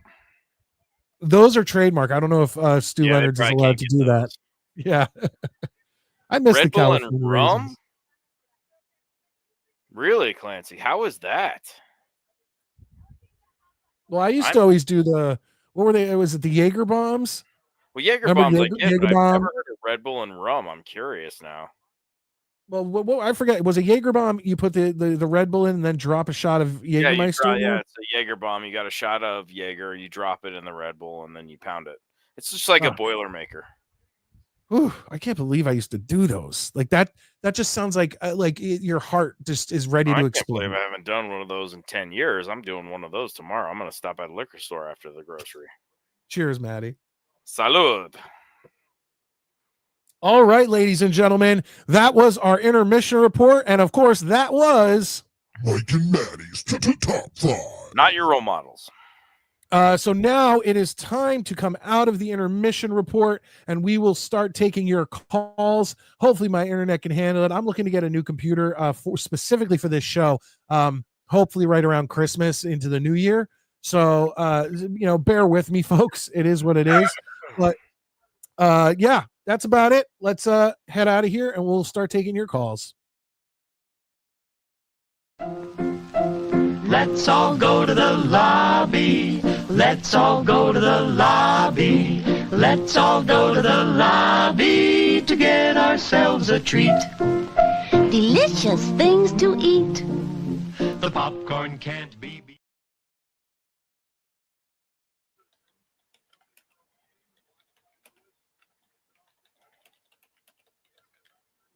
All right, here we go. Getting into that comment section, folks. Make sure you're hitting the thumbs up on your way in or your way out. Let more people know that the Midnight Mike Show is live every Saturday night at 9 p.m.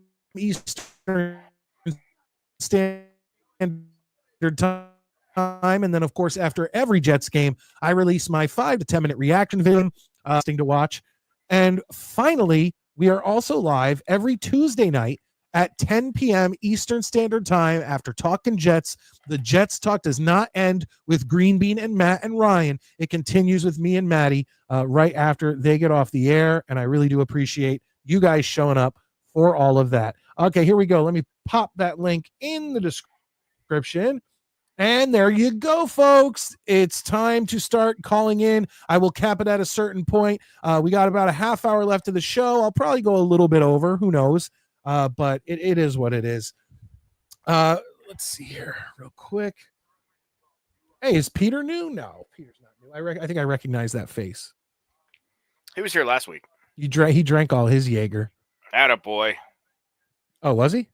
So speaking of liqueurs, I don't know about you guys, Attaboy but what? what is a liqueur you cannot drink like that has an adverse effect on you? For me, if a drop of Tuaca gets in me, I have diarrhea the next day like nobody's business. There is something violently wrong with Tuaca. I can't drink any liqueurs anymore. I don't like them. I can They're do too Bailey's. sweet. I can do Bailey's, but obviously I have to have it like in I coffee. guess I could do Bailey's if you put it. Yeah, if you put it in some coffee, something to that liqueurs, effect. but if Tuaca gets anywhere near me, I just know the next day that it's gonna suck. I can do Jaeger. I don't like to do a lot of Jaeger, but again, I haven't had Jaeger in probably 10 years now that I think about it. So tomorrow, I will. Tomorrow, my pledge to you is I will do a couple Jaeger bombs, and we'll just see how the fuck that goes. Why don't you save it for Tuesday night? Because I got to work Wednesday morning. So I'm not drinking a caffeinated fucking Red Bull at 8 p.m. my time and trying to go through and work the last Wednesday of my time on day shift and looking like a fucking meth head. Fair enough. All right, let's get to our first caller. Here we go, folks.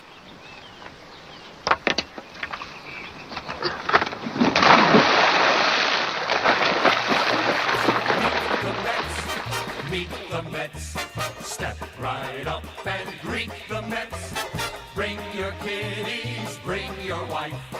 Guaranteed to have the time of your life because the Mets are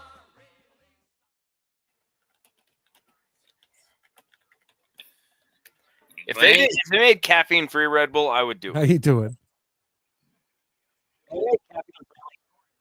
What's the point? Red Bull's there'd be no point to that. My point is, if I'm gonna fucking drink on the show on Tuesday night, I can't be drinking something that has 140 milligrams of caffeine. So if they made a caffeine-free Red Bull that tasted the same, I could do it. That's where I'm at. I just drink what I usually drink. Mets, Well, yeah, Mets, have you ever done a drink Jaeger the bone bomb? marrow of children. No, I have not. I'm pretty He sober. drinks the bone marrow of children. No, I do not. It's I'm not a what I very- You drink heard. children. Mets' favorite drink is children's tears. Children's velocity. You say It that. just lifts them up and is like, you want to go to bow to gravity? Oh, by the way, I do have coming up on an upcoming show an alternate opening video for Mets. So be prepared for that to come. God, I hope there's a catapult involved. Oh, wouldn't that be cool? I should. If anybody has any clips from any movies where someone catapults a child, I'm thinking like Robin please Hood send that. Prince of Send Thieves, that. where that guy fucking launches that dude and he goes, "Fuck me, he cleared it." I thought that was many. No, but it can't be. It can't be. It has to be a kid. It has to be a kid. Mets doesn't throw adults. He throws Well, children. let's just go fucking catapult a kid. I don't care. My kids have friends I don't like. Mets. What do you got? What do you got in the Jets and the Giants game? What are your predictions? I'd be more surprised if that Jets versus Panther game ends in a draw tomorrow morning. Giants. Yeah. As for the Jets, because at this point with the Giants, with how much I want Dable gone, but I'm probably not going to get rid of him until 26, 27, I don't care how the Giants season plays out for the rest of the season. You know what I mean? Yeah. All I want at the end of this year. To be fair though, Mets. I hold on. I don't think Dable is as a bad coach as it seems. He's a con artist offensive coordinator who only caught lightning in the bottle with Josh Allen. Okay, well, but Mets, need I remind you, who did you hate and who did you bitch about the most when the Mets were playing? Mendoza. And what did the Mets do? Got all the way to the NLCS. Yep. Against your will. So I'm just saying. I don't think Mets wanted the Mets to do that well. I think he's mad because now he has to give props to Mendoza. Yeah. But with Dable, at least it's more justified that I want his neck in a noose. He's sabotaging a career mostly out of spite. I mean, Grant DJ's what would be his motivation for sabotaging a career of anyone or his team? He wants a job. Everyone wants to keep their job. Because he's an egomaniacal asshole who's never gotten an offensive line to score more than 20 points a game on average in a year, or because he's such a tin man with the playbook. It's always his way or the highway. But if he's an egomaniac, why do you think he casts anyone who does do things his way as fucking scapegoats? Whether it was Wink, those two guys, and some guys that got fired last year. Now, Grant Bobby Johnson was a given because of how much of an idiot he was with running the O-line. But this year, he's basically turned Daniel Jones into cannon fodder. Yes or no? it hasn't been a good year. It hasn't been a good year. But I still think he's a better coach than you're giving him credit for. I mean, look what he did with the Giants a couple years ago, with Daniel Jones and whatever. Now, granted, he did have gap to what was given to him on hand. Now he's gone straight back to what he wants, and it's not working. I mean, this is what got him fired in Buffalo. He's such an over-polarizing asshole. Okay, so what do you think about the Jets? Jets and the Cardinals. What's your prediction? At least it won't be such a I'll laugh my ass off at a pain fest with that game. But I'll say the Jets pull it out. But I don't know. Cardinals are usually good when Kyler Murray is under center. Right now, they have the top spot in the NFC West. You know that thing is a shit heap, and I think they'll get leapfrogged by San Francisco in a matter of weeks. But the point still applies that for now, those damn Redbirds are the best in the West. Which is pretty shocking, to be Yeah. honest. But it's such a bad division right now that it's nothing to boast about. At 4-4, and you're top of the pops. I thought it was 5-4. I think they're 4-4. I think they've had their bye week. I thought they were 4-5. None of we're us all know having anything problems about here tonight. football. Thank you for coming. Good night. I think it's 5-4 for Arizona. But Yeah. any case, I think the game I'm going to be more focused on after the Giant Panther game is Pittsburgh against Washington. Did anyone expect the Commanders to be this fucking good? It's amazing what a no. good draft can do. No, but I Thank you, didn't Glenn, expect they them are to be 5-4. absolutely horrible. That's what I'll say. I must have checked their record before Sunday morning. Wait, say that again, Maddie? The Cards are 5-4 per Clancy, and I think I probably looked at their standings Sunday morning before all the games started. Must be what happened. Oh. I mean, I'm just going to say the Jets will have their work cut out for them tomorrow. We'll They see. lose this Oh, game. absolutely. If they lose this game, it'll prove their win over the Strouds was a fluke. If they lose this game, that's the season. I mean, really, Yeah, this pretty season much. is on life support right now, and all we're hoping is some clumsy nurse doesn't come in and kick the fucking plug out. True. So I mean, the Jets are living on borrowed time as it is. We can hope that something good will happen, but any loss in the next, I would say 4 or 5 games sinks their season. Like they have to go on a tear. Yeah, the Jets haven't had their bye week yet. When is theirs? Last week in November. I know the Giants have theirs next week. So luckily or unluckily, the Jets only have 2 games this whole month, this week and next week, and then they have their bye week, and then we'll see what happens. But if they lose a single game in November, it's fucking done. Which one? Oh yeah, the Jets pretty much, to have a shot, they have to get back to 500 without a loss. Easily. It has to happen. And it's a Matt's, tall request. I mean, real who's quick, to blame for this team losing 5 of their last 6? Rodgers.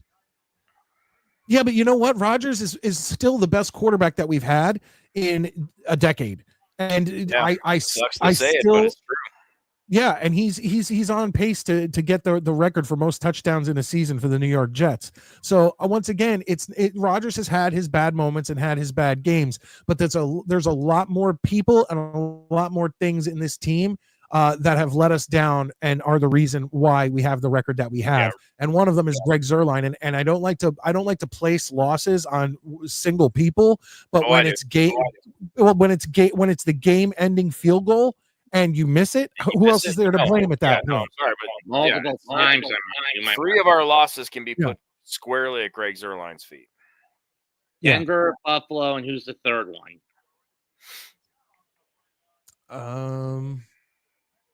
New England. Denver, Buffalo, and New England. Yeah, he missed like 2 or 3 in the New England game. Oh. Yeah. Booty cheeks. It was bad. But okay. But Mets, before I let you go, I want to know what was different about that what was it, the 90s Taco Bell gordita that you taste tested? There were other flavors of it. We only got the Supreme this year. There was also the Santa Fe and the Fiesta one. Oh, okay. How was it? It was good. I mean, but again, I never had the originals back when I was a kid. Mom and Dad, I have a brother-in-law who used to work in the fast food industry when he with McDonald's. He's now an IT worker at the hospital not far from me. But he basically said that Taco Bell used grade F meat at the time. Not sure if they still do. I like Taco Bell. Oh, that's not. That's gross. Well, did you know that how the song for McDonald's is the for the Big Mac or whatever, the 2 all beef patty special sauce, lettuce, cheese, pickles, whatever. Did you know that they're not all beef patties? That's just the name of the company that provides the patties, Yeah. Or rather, no, I didn't. I mean, or at least at the time. of course, don't get me started on that recent that Krabby Patty deal Wendy's was doing for SpongeBob's silver anniversary. I ripped that damn thing. It's not. Krabby Patties are not made for meat. They're fucking vegan. I had one. It was good. And I'll tell you vegan what I patties did have, Mets, and I made fun of you. I was kind of mocking Mets about it, but I had the Wednesday burger from Burger King with the purple bun. I remember how we were making fun of you. We're trying to figure out what color your It was good, what color but your duty was going to be. it was still brownish. Yeah, no, absolutely. I ate it and it completely expected some weird dye to make, because if you eat blueberry, which I do every year, if you eat blueberry, you're getting green poop. Like it's happening. Yes, I expected it from the Wednesday burger and nothing happened. Nothing happened. Over 1,000 subscribers, ladies and gentlemen. I'm guessing that No, you eat Frankenberry, it doesn't turn it all red. no, it doesn't. No, it's just blueberry. If you account Just Chocula, blueberry does that shit to you. grows But anyway, Please ignore us. Mets, thank you for calling in. I appreciate it. Later, bud. Have a good one. All right. Clancy, appreciate you. I think the Maddie emoji might be the most popular one you have. Having a little technical. What's the most popular? Mine. Oh, fuck I yeah, see it's it all awesome. the time. People love the big M. Dude, I'm telling you, when you said you're really going to make that an emoji for the channel, and I was like, hell fucking yeah, it's going to be fucking hilarious. Cracks me up, dude. Every time I see it, I'm like, I know that guy. Oh, who's that guy? All right, ladies and gentlemen, let's bring in our next caller. Here he is. He's one of our channel moderators. Ricky, how you doing tonight? Ricky, what's up, buddy? Hey, how's it going, fellas? Good, bud. You? Good. Good. Hanging in there. Getting ready for game time tomorrow. Can't wait. And what do you think? What is your thoughts on the game? You know what? Personally, I think that we've turned the corner, and I think we're going to go on a small run here. So I'm actually looking forward to this game tomorrow, and can't wait for it. I'm gonna say 27-17 Jets for tomorrow's game. It's a bold statement. I hope so. I agree, Ricky. I agree with you. I think that this could be. It's not 100%, but if the Jets are going to turn a corner this season, that game versus the Texans could be the catalyst to the change. It could be the explosion that we needed. I think so. But with Devontae, Reddick, like the newer guys having a little bit more time to get acclimated, I think that things are going to start clicking, and I think I wouldn't say catch fire necessarily, but I think we're going to go on a small run here, and it'd be nice after the way the year started out. I certainly hope you're right. Yeah. Oh. And I mean, look, it's tough because once again, at the beginning of the season, at no point would I have thought, looking at the Jets roster and the Arizona Cardinals roster, like you looked at the schedule at the beginning of the year and you just threw this game away. You're like, oh yeah, Jets are going to win this, but it's not going to be as easy as we thought. No, not at all. I mean, after the way the year started, I don't think any game on our schedule is going to be a gimme at this point. You don't take anything for granted. No, at the beginning of the year, looking at our roster, I did the same thing. I went down the schedule and went, oh, that's a win, that's a win, that's a win. And it didn't start off like that at all. But this team is just too talented for things to continue the way that they have been. And I think last week was real encouraging. I think, finally we've turned a corner, and I think it starts to come together for us now. And personally, watching the most recent One Jets drive, I like Ulbricht's enthusiasm. And that was a big bitch about Saleh, as he didn't have any emotion, and Ulbricht seems fired up, and it seems like he has a great connection with the players. And yeah, I think things are going to be different the rest of the way down the road. Now, I haven't actually watched the newest One Jets drive yet. I actually saw it today. On YouTube. I was like, oh, they put out a new One Jets drive. And is it? Let me ask you: is it the first half extremely depressing losses, and then all of a sudden the second half they show a lot of highlights from the Texans game, and it becomes like uplifting? Yeah, the first part is the New England game, and it is kind of depressing. And then they do some like interviews with Devontae and stuff, and show some Ulbricht in the locker room talking to the guys and stuff, and then the Texans game, and yes, it gets much better as it goes on. And yeah, by the end of it, I was pretty pumped watching it. So it's actually really good, but you're right, it does start out a little bit depressing.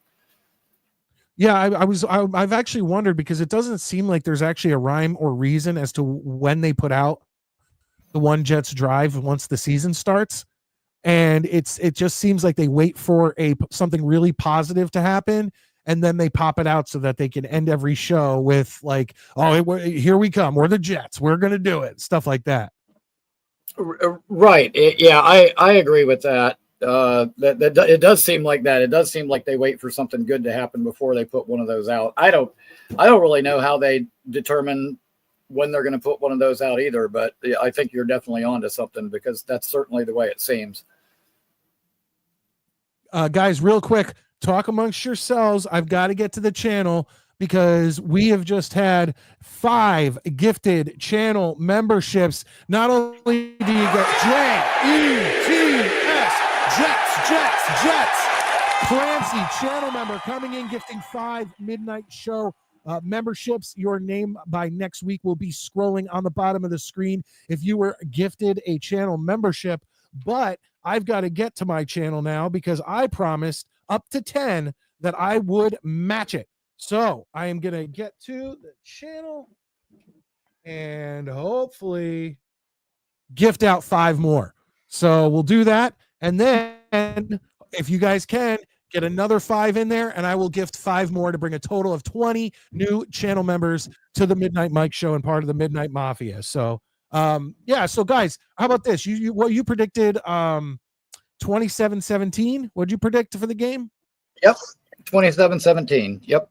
All right. Now, while I'm doing this, Ricky and Maddie, give me what you think Aaron Rodgers' stat line will kind of look like. Touchdowns to interceptions, maybe how many yards?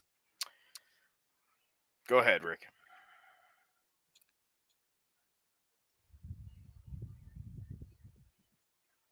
$283, 2 touchdowns, 1 pick. Okay. I got 2 touchdowns, no picks, but only 158 yards. Wow. So neither of you nobody thinks that he could possibly get into the 300 yard. Like, when is Rodgers going to get a 300-yard game? Hey, you tell me. He needs to show me, because I am not convinced, and until I see something. I mean, again, I have nothing to lose right now, but I just think it's going to be a low passing game. I think he'll get two 6-yard, 7-yard TD passes, but I just don't. I don't have it in me to hitch my wagon to him right now. Show me something, I'll say he hits the 300 the following week in Indy. Oh, okay. All right. Might be more realistic. I'll agree with I'll take that. So let me just point out that it's Antonio Ambrosia, Mark Crowley, David, VD Cal, and VIR were all gifted channel memberships from Clancy. If you guys are in here, do me a Never heard favor, of any of or those if, guys. or if you see it in the if you see it on the replay, do me a favor and make sure to try to thank Clancy for that, because that was awesome. And then I gifted the 5 channel memberships, and I'm not going to give myself a Jets chant because that's not, but I'll pop it on the screen and I'll let you know that Charlie Boy and Asuka, Jason C, Cisco, and Judah were all gifted Midnight Mike Show channel memberships. And I find that weird because Never a heard lot any of of those guys. I've heard of like 2 or 3 of the 10 I named, but my thing is that usually there's a lot of people who will get them who are members of the channel who usually will always get gifted, because as far as I'm to understand, YouTube bases it on your interaction with the channel. And I'm not understanding. I know there's a lot of people in here in the comments section who are way more interactive with the channel, and why they're not getting these gifted channel memberships. So once again, if somebody wants to come in and gift another 5 channel memberships, I will match that, do another 10, and then hopefully we'll get people like, I see Infrared doesn't have a channel membership. Monique doesn't have a channel membership. These are people who are here all the time. Maddie doesn't have a channel membership. Ricky, do you have one, or are you just moderator as of right now? I think I'm just moderator as right now, I believe. There you go. Ricky doesn't have one. Peter's been in here a lot. Let's try to get Peter a gifted channel membership. So let's do that, guys. So you said neither of you gave Rodgers 300 yards. Ricky has 2 touchdowns to 1 interception. Maddie, did you agree? I have 2 touchdowns, no picks. 2 touchdowns, no picks.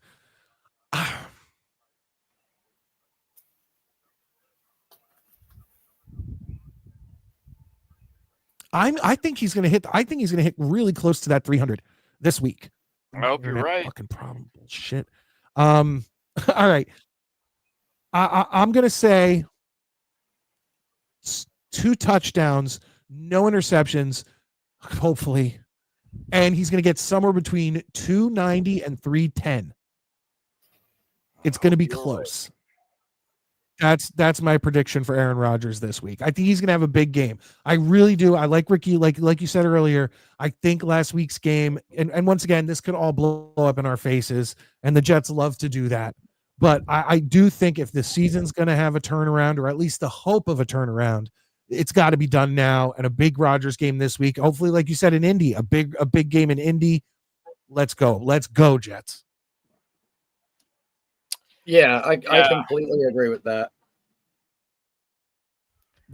This is definitely the time. And once again, does anybody else just feel like this is that we've been through this like it's Groundhog Day, and we're it's the same thing over and over and over again?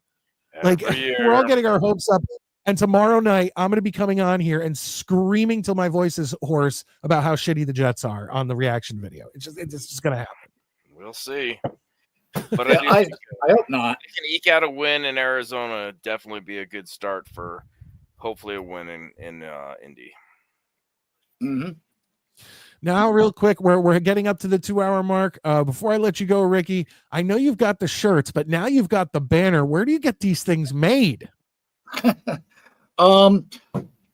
Geez, I can't remember where I got the banner made. It was just it was a place that I found on Amazon or something. I had the banner made, but like the logo for my show, I drew like a kind of a rough version of it, and Gator cleaned it up for me, and then I gave him the skull with the wings, and he added like the 2 footballs underneath it, and he kind of put that together for me. So like some of the artwork was mine, and then he kind of cleaned everything up and put it together for me, and then I just found a place on Amazon to actually make the banner. Yeah, it looks good. I definitely like it. Yeah, I'm trying to get myself geared up, and just we've been through so much this year as a family that I kind of at first I just kind of postponed launching my channel, and now, you know, we're so far into the season that I'm not sure if I'm going to fully launch it or not, but I am going to start cranking out some at least standalone videos, which I'll be making one of those tomorrow. So starting to get things rolling. So it's slowly but surely it's coming together. Attaboy. Yeah, man. I mean, you know how we do like the intermission report or something like that. If you were to do a live show, I feel like I'd want like Jets talk, and then I'd want like your metal album of the week or something like that. Right. Like with that logo and everything, like that's what I'm picturing. Should do, like, you know, mandatory metal fucking track. yeah. Well, you know what? I did the music for the intro myself, which is metal sounding music. So like I'm doing my own music. I did my own artwork. I'm kind of like the one man band when it comes to that. Pretty much trying to do almost everything myself. But yeah, looking forward to it. And you know, I don't want to give anything away, but I do have some segments planned for the show that are going to be probably right up that alley, and hopefully go over pretty well when it gets going. Right on. Well, we will be looking forward to it. Awesome. Well, Ricky, thank you so much for thank you for calling in, and also thank you for being a moderator. I really do appreciate that. Hey man, no problem, guys. More than happy to do it. And you know, 2 weeks ago when you guys had the show, you know, because I'm off every other weekend, like I was sitting here and I told my wife, like, yeah, I'm getting ready to call in Mike's show and stuff. But I was like feeling so physically bad. I was like laying there, and I can't remember who you had on. It was like Jimmy Neutron or something, like the Vikings guy. Sean Neutron, yeah. Sean Neutron. Okay, that and I was laying there listening to it. I just felt so bad. I just never even got up and called in that day, which I usually don't miss. If it's a day off, I usually always call in. You but gotta rest. You gotta rest, dude. I mean, you know, we're not going to take it personally. It's not mandatory attendance, and you know, we know you'll call in when you can, and if you can't, we don't need a sick note. You do you, buddy. Take care of you first. No, we need sick notes on the Midnight Mike show. All you regulars, when you don't show up, I want a doctor's note. God. Right. And one last thing, like as far as like the gifted membership with the algorithms and stuff, the best thing that I can say to people, and I'm not pointing fingers and I'm not accusing anybody of anything, but make sure to hit that like button every time you come in, because as long as you're hitting that like every time, that's an interaction. And it seems like, because you know, like I go into Jake's show all the time. It took me months to get a membership there, but you know, I think sometimes I was being lazy and not hitting it every single time. And then once I started hitting it every single time, I got one, you know, in no time. So sometimes, but to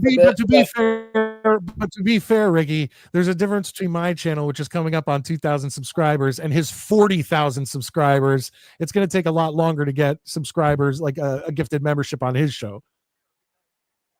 Well, yeah, but I'm just saying, like, you know, the quickest path to getting one is just make sure you hit that like and you know, make sure you interact as much as you can. Absolutely. Thank you, Ricky. I appreciate it. You're always welcome. And no, you don't need doctor's notes if you can't make it. So it's okay. All right. Appreciate it, man. You guys have a great night, and get ready for that W tomorrow. JETS. Jets. Attaboy. Good night. Hell yeah. That is what I'm talking about. You know what? Let's hit that Jets chant.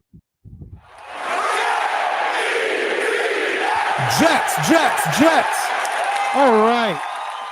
I got one more caller waiting to come in, but first let me bring back our boy. He's once again posing for his baseball card. Murdoch, how you been? Practicing. I fucking tell you, I tell you you're coming on. I give a little bit of an intro. No, but then you're sitting there like you have no idea what's going on. Like what? Spicoli here. No, I'm not down with those stances. I'm not down with those stances. My Julio Franco / Ruben Sierra. You got to keep it right here. No, you got to keep it right here. Yeah, no. Right here. That's the second time that happened. All right. Hanging off the edge. Jesus. All right, Murdoch, I want to talk to you to end out the show. But before we do that, let's bring on our last caller of the night. He's become a staple of the show. We love to talk to him. It's the Lane Train. How you doing, Lane? Good. Midnight Mike and Matty Jets. What's up, Big Lane? How are you, bud? Oh, hi, I'm good. Oh, hi, I'm Murdoch. Yeah. Yeah, I heard about the whole this debacle about what happened to the Bobby Midnight. So, you know what? I tried getting his phone number, and I don't know why. It's just not showing up. Lane, was it you who porn bombed him? No. Okay. I don't know. I heard rumors. No. Nah, Lane's too nice to do that. Okay, Lane, fair enough. I believe you, Lane. guy. Yeah, I believe Lane. Whoever did do it should be caught and is not allowed to come back ever again. Well, good. Honestly, I'm not joking around because it's like, you know, whoever. But, you know, I mean, on the other hand, so how do you feel about the Giants game tomorrow morning? It's going to be great. I have zero feelings. Do you think it's gonna be great? Well, yeah, because Yeah, I mean, I don't even. I don't think honestly, they're playing in Germany. For that. I might drink some heavy dark beer at 7:30 a.m. my time in honor of the game. Really? Oh. But Yeah, you gotta remember, Lane, I'm in Denver, dude, so I'm 2 hours behind you because you're on the East Coast. Yeah. So the game And then starts at 7:30 in the morning for me. So Right. Yeah, I mean, it's probably I honestly- probably won't get up and even put it on. right. Yeah, I mean, so But I mean, it's as a like, Giants fan, of course, you're gonna get up and watch the game at 9:30. And yeah, you good know, on like I'm just really trying to support Bobby and hopefully getting his new channel up. I'm sure and Bobby's getting- channel will do fine. I mean, Yeah, I mean, I feel bad for him. Like, you know, I do too, like- but you know, like people love Bobby. We love Bobby. You know, everybody Yeah. likes Bobby. So I'm sure that he will come back stronger than ever. Yes. So anyway, let's stop talking about it before I get very upset. On the other hand, I think that the Jets, like Jets, are going to pull it out tomorrow.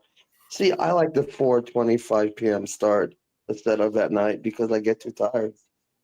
And so anyway, how do you feel about Jeff Urban? You think he'll do good rest of the season, or do the Jets let him go?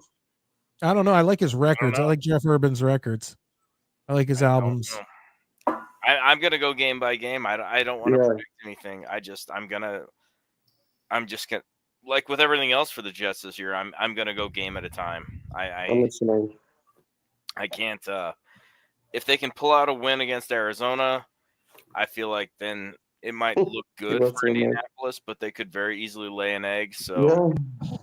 Let's see what happens. I mean, I hope that like they could win. Like honestly, I mean they did good in the Halloween game, and I mean I don't know where Knoble is. I mean I don't know if he's drafted, but I mean he's probably. Hopefully they'll pick him up. He's Where undrafted. do you think? I thought he was Yeah. dead. No. I thought he crashed that car with that big fat white. No, beard. he's. I think. Yeah, that was I think funny. she might have died. He lived. Did he just use her as an airbag? Well, luckily they crashed into somebody's house, but Oh, okay. I Well, mean, right. Yeah, but on Lane, the other, he yeah, kidnapped, I mean, he kidnapped the hooker. yeah, and he kidnapped. He kidnapped. Hasn't kidnapped a hooker. Yeah, I know that was You're like. gonna judge the man. For Yeah, I that. mean that's one of the. No, yeah, but I mean, come on. Like when you compare that, when you compare Knoble kidnapping a hooker to all the other Yeah. things that NFL players have done in the Yeah. past, I'm that's just saying, nothing. if money changed hands, I know what you mean. you just bought her a ticket to ride. So Yeah, all this news that happens also a lot of times with all the Craziness. players getting in trouble because they drive recklessly. Anyway, on the other hand, like it might not be easy for the Jets to win, nothing is easy for the Jets. but then we play against the Colts away, and we'll see how we do there. Because I have a chance that they could really Well, but hopefully pull Lane, it out. but Lane, remember, if we don't win this week and beat the Cardinals, it doesn't really at that point it almost doesn't matter what we do in Indianapolis. Sucks. Yeah, I know. Yeah, it's probably the season's about over. We could still play battle. It's not going to look like too promising. All right. No. So, have a good night. Thank you for taking my call. Lane, always a pleasure, Always, bud. Lane. Stay good, man. We'll talk to you All right, hopefully you too. Bye-bye. Tuesday night. Thank you, Lane. The Lane train always coming in. We always appreciate him being here. And hey, it's another night of a bunch. What? Said Lane's our bud, dude. I always like when Lane calls in. He's the guy's got a great heart. He's got some good takes, and he's a loyal viewer and call-in guy. Love Lane. Absolutely. Murdoch, before we get going, what are your favorite things? We talked about at the top 5 in the intermission report. What are your top 5 favorite things to do on your day off? 5 is sleeping. 4 we all love sleeping. Yeah, extended stays in the jacuzzi. Oh, there you go. All right, Fauntleroy. Some of us don't have that. We just got to fart. Yeah, right. Where do you live in? Where are you living in a mansion? Somebody lives at the Holiday Inn and shit over here. Castle. No, it's just a bathtub with jacuzzi jets. It's not like a fancy jacuzzi. It's just one of those. We don't have that, but go on. It's not like the one. What was it? Scott Black who called in from like Guatemala, and when he called in from like Ecuador, and he was like staying in like the king's fucking villa. Yeah, he had a jacuzzi that was like an infinity pool. Dude, that was cool, man. That dude was living up a great fucking vacation. I used to call in to shows from the jacuzzi. Yeah, but your jacuzzi's not owned by probably a drug kingpin. No. It's not like. Where has Scott been lately? Scott, we miss you. Come back to us. Yeah, Scott Black's been. Well, dude, the Dolphin season has been completely depressing. Yeah, he hasn't had much to live for either. That's it. My number 3 was I like to. This could be in movies, but I like to binge watch a series. That's fair. Like if there's like 12 episodes in a season, I'll just run straight through. No, that's a good one. Survivor. That's a really good one. Like Survivor, I don't watch anything until it's over because I like to watch them like 10 episodes, 12 in a row. I'm planning on doing a big Ted Lasso rewatch here in the next few weeks. Oh, a rewatch. See, I watch so much. I just try to cram it all in. I don't rewatch anything. I just look for something. I like to rewatch stuff. I mean, if something's good, I do. I'm not huge on the reality shows like Survivor and stuff, but you know what I've gotten sucked into a bunch of times because my wife would be watching it? Naked and Afraid. You're gay. I just afraid. I thought you were going to say Queer Eye for the Straight Guy. No, I mean, I go there for fashion. You don't watch that gay ass shit in my house. We only watch fucking Naked and Afraid. Dude, man, when people are sleeping on the ground and they have fire ants crawling up their leg and no one knows, and then all of a sudden they're screaming. It's an interesting show, and then they have to smear mud on all over them or piss on themselves to get the sting away. I can do that shit at home for no reason. Yeah, but I'm not watching. I don't need fire ants to pee on myself. Well, get yourself an IRL cam, set it up so that we can all just tune in. And then when you're just laying naked around the house, and pissing on yourself, then we can watch your IRL stream. Maybe that's where you need to go because your Twitch stream didn't work. No, mine would be masturbating and afraid. Me jerking off to terrifying movies, hoping I can keep it going. While you're getting choked. Any of you motherfuckers take that idea, I'll sue. Real quick, Ricky like came in and said, number 5, reading. Number 4, playing guitar. Number 3, painting and drawing. Number 2, smoking. Number 1, horizontal cardio workout. Oh, I know what that is. I don't. Bullshit. All right, keep going, Murdoch. I think you got 2 more. Yeah, number 2 is probably the PS5. Playing my PlayStation. I just there you go. What are you playing? Last week I got the new Call of Duty game, and I like it for the campaign modes, the story modes. I'm the same way. I like the campaign mode. I'll play online, but I like the story mode. Like a couple of friends were like, "Yo, like let's play online." I used to be so into it. I used to be decent, and but I wasn't like a top player. But I like playing with people. So I was like, maybe I'd get the PlayStation Plus. You can pause. You can do it at your own Yeah. rate. You got a story to follow. I'm 100% with you. I always play the campaign mode. Their story modes are fantastic. This one They're good. They do a really good job. Yeah, there was only one part, one camp. What would you call it? One chapter. Yeah, that I really didn't like. But I do it on the most highest difficulty, and yeah, I burned through that in a weekend. And yeah, but it's fun though. You know, it's fun to have a story. It's like watching a movie. No, and it's good too, and a lot of it is like spun off of real life events, or they'll go directly. Yeah. Like Black Ops. I think Black Ops always have the best campaigns. Yeah, Black Ops is great. There was one. I don't know if it was. Yeah, it was a Black Ops. I don't know if it was Modern Warfare though, where they were in the future. What I don't like is when they bounce around too much. When they bounce around too much, and then when they go too far back in the past, I wasn't the biggest fan. I like the World War II games though. I'm a big fan of that. World at War is still my favorite Call of Duty. Well, the weapons suck.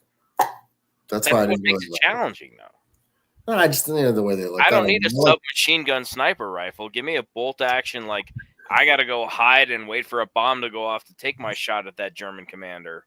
Well, I like the espionage part. I like the sneaking around missions. I like the silent. Cold War was great for that one. Silences. I like completing whole things without firing a bullet and just like. Mike's clearly bored because he plays fucking Hello Kitty Adventure Island. I haven't played. The most recent system I have in my living room is a PS2, and I don't play it. I mainly play my Super Nintendo and my Nintendo. I will say that. I never got into current gaming systems. It's just too much for me. But the one I will point out, the one time I almost bought, I think it was a PS4 or a PS5. I don't know which one you needed to play the game, was when they came out with the Friday the 13th game. Yeah. And I used to sit and watch the fucking playthroughs of those, and they looked so good. It was so badass. And right when I was just about to pull the trigger, they stopped production on the game and stopped making I backed it on Kickstarter when they were doing it. So I got all kinds of extra like wallpapers and other shit for it. Like I was really excited. And yeah, when they killed it, it sucked. Yeah, that was that. They almost pulled me back in and then ruined it because I'll tell you this. If you want a system like a game to play with your kids, because Sasha and I play it, the PS5 is great for. There's a lot of kid-friendly games that are fun for adults too, that you can play with the girls. Like Sasha and I will play Fall Guys together and have an absolute blast. Like they have Fall Guys.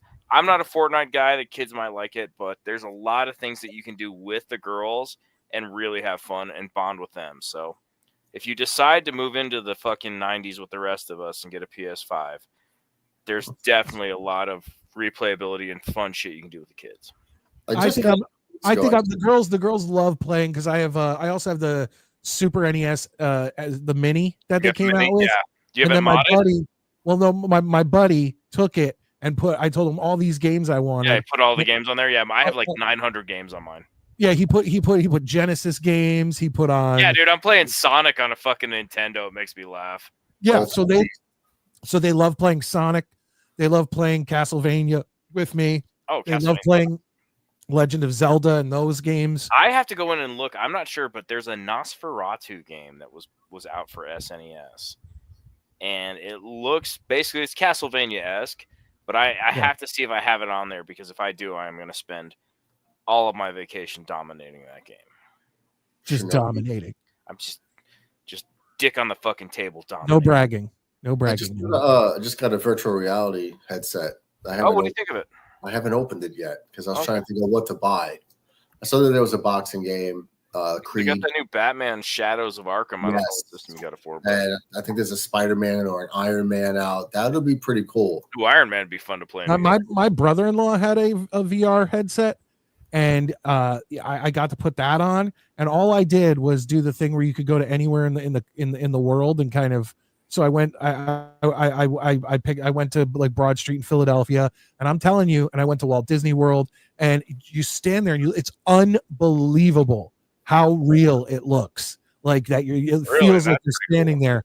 And then the only other thing I did on it is, I guess when It Chapter 2 came out, they put out like a thing for like a 5-minute promo for VR headsets. Really?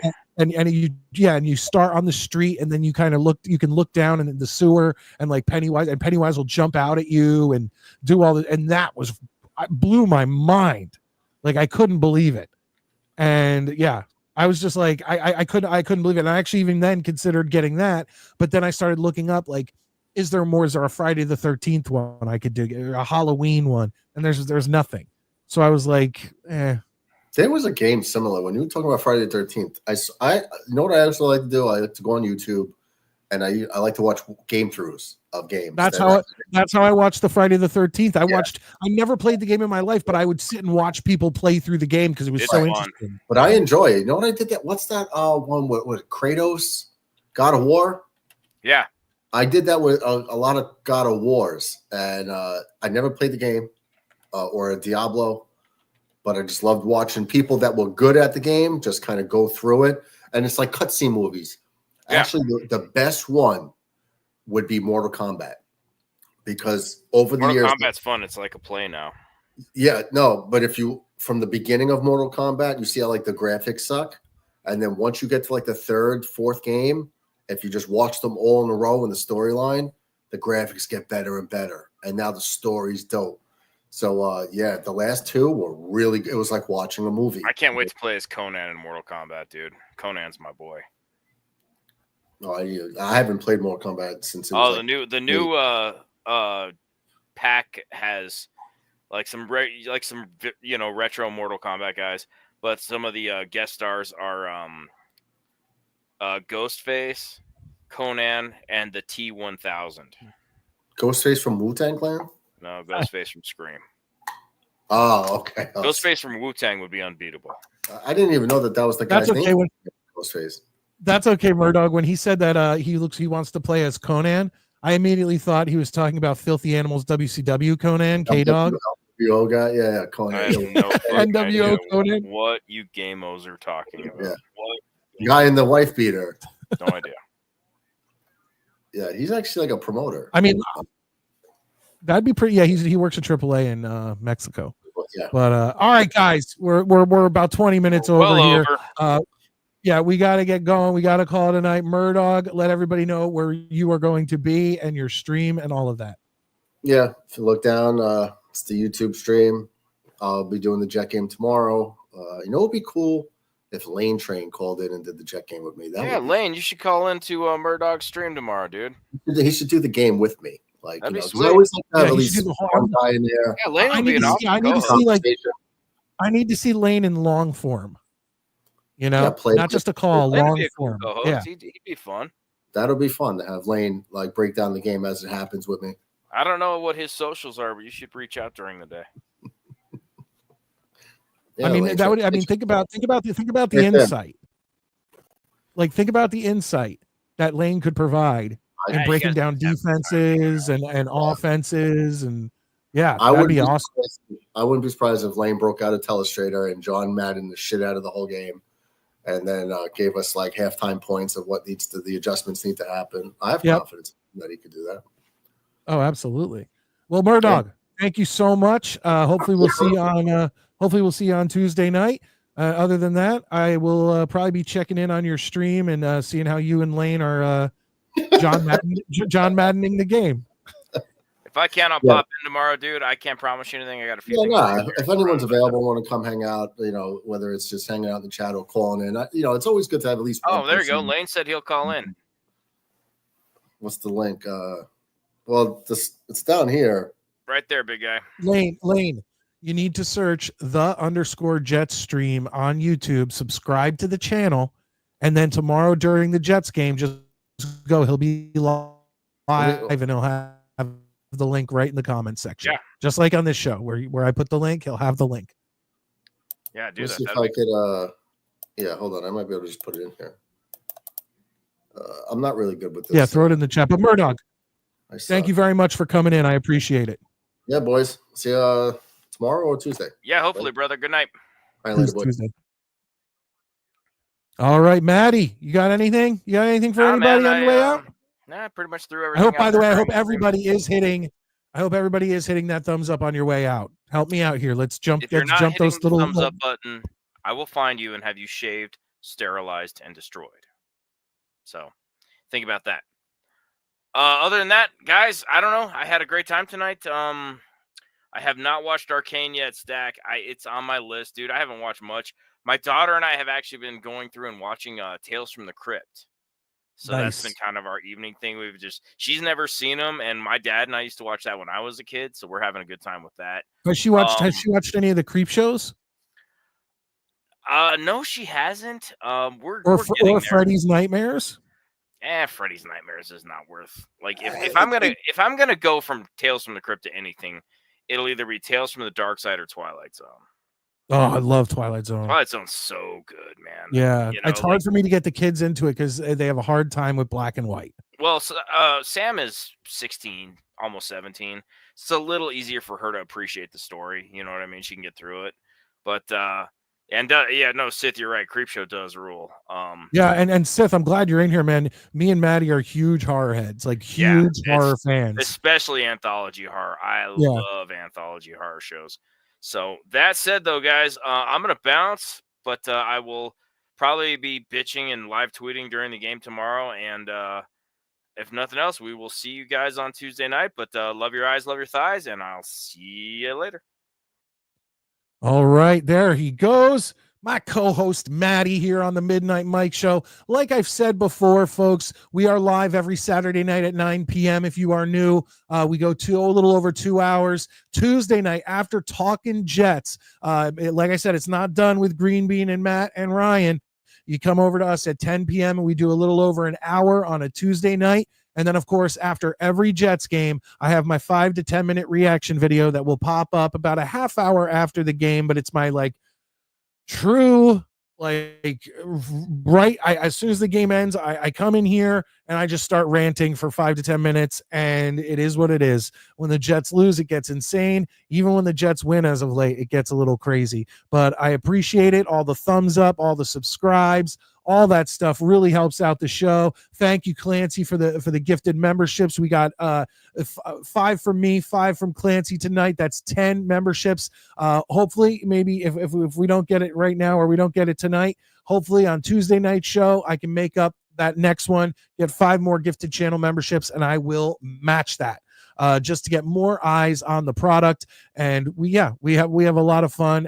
Me and Tommy Jets do a show. We do kind of like a pre-show for members only before the Tuesday show, and it's only about a half hour, but it's really fun. If it's on my channel, it's for members only, and every other week it's on Tommy's channel, which is Inner City Jets. So please, if you love the Midnight Mike Show, subscribe, hit the like button. Also, support the guys who help me out. And that includes Tommy Jets at Inner City Jets. So go over to Inner City Jets, hit subscribe. It includes Murdog over at the Jetstream. Go to _Jetstream, hit subscribe. The guys, obviously, let's try to build Bobby Midnight's channel back up. The Legend of Bobby Midnight. Let's try to get more subscribes into there, even though I don't know where Bobby's been. He hasn't been calling us lately. But still, Bobby's a good guy. He has a good heart. And I hope that he can build that channel back up because that's bullshit what happened to him. Who else do I got? Maddie, just follow him at Maddie Jets. Sean Neutron, follow him at Sean Neutron. Those are all on X or Twitter, whatever you want to call it. And Snowball and Johnny Boy. Maddie's going to be on their show tomorrow morning, 10:15, 10:30, somewhere in that realm on Jets Worldwide. Just search Jets Worldwide. And they do a great match game thing. It's a lot of fun and enjoyable to watch. And there's a lot of comedy and fun stuff involved in that. So these are all people that help Midnight Mike do the Midnight Mike Show and, get it to where it is. And then, of course, all you guys in the comments. I can't do this without you.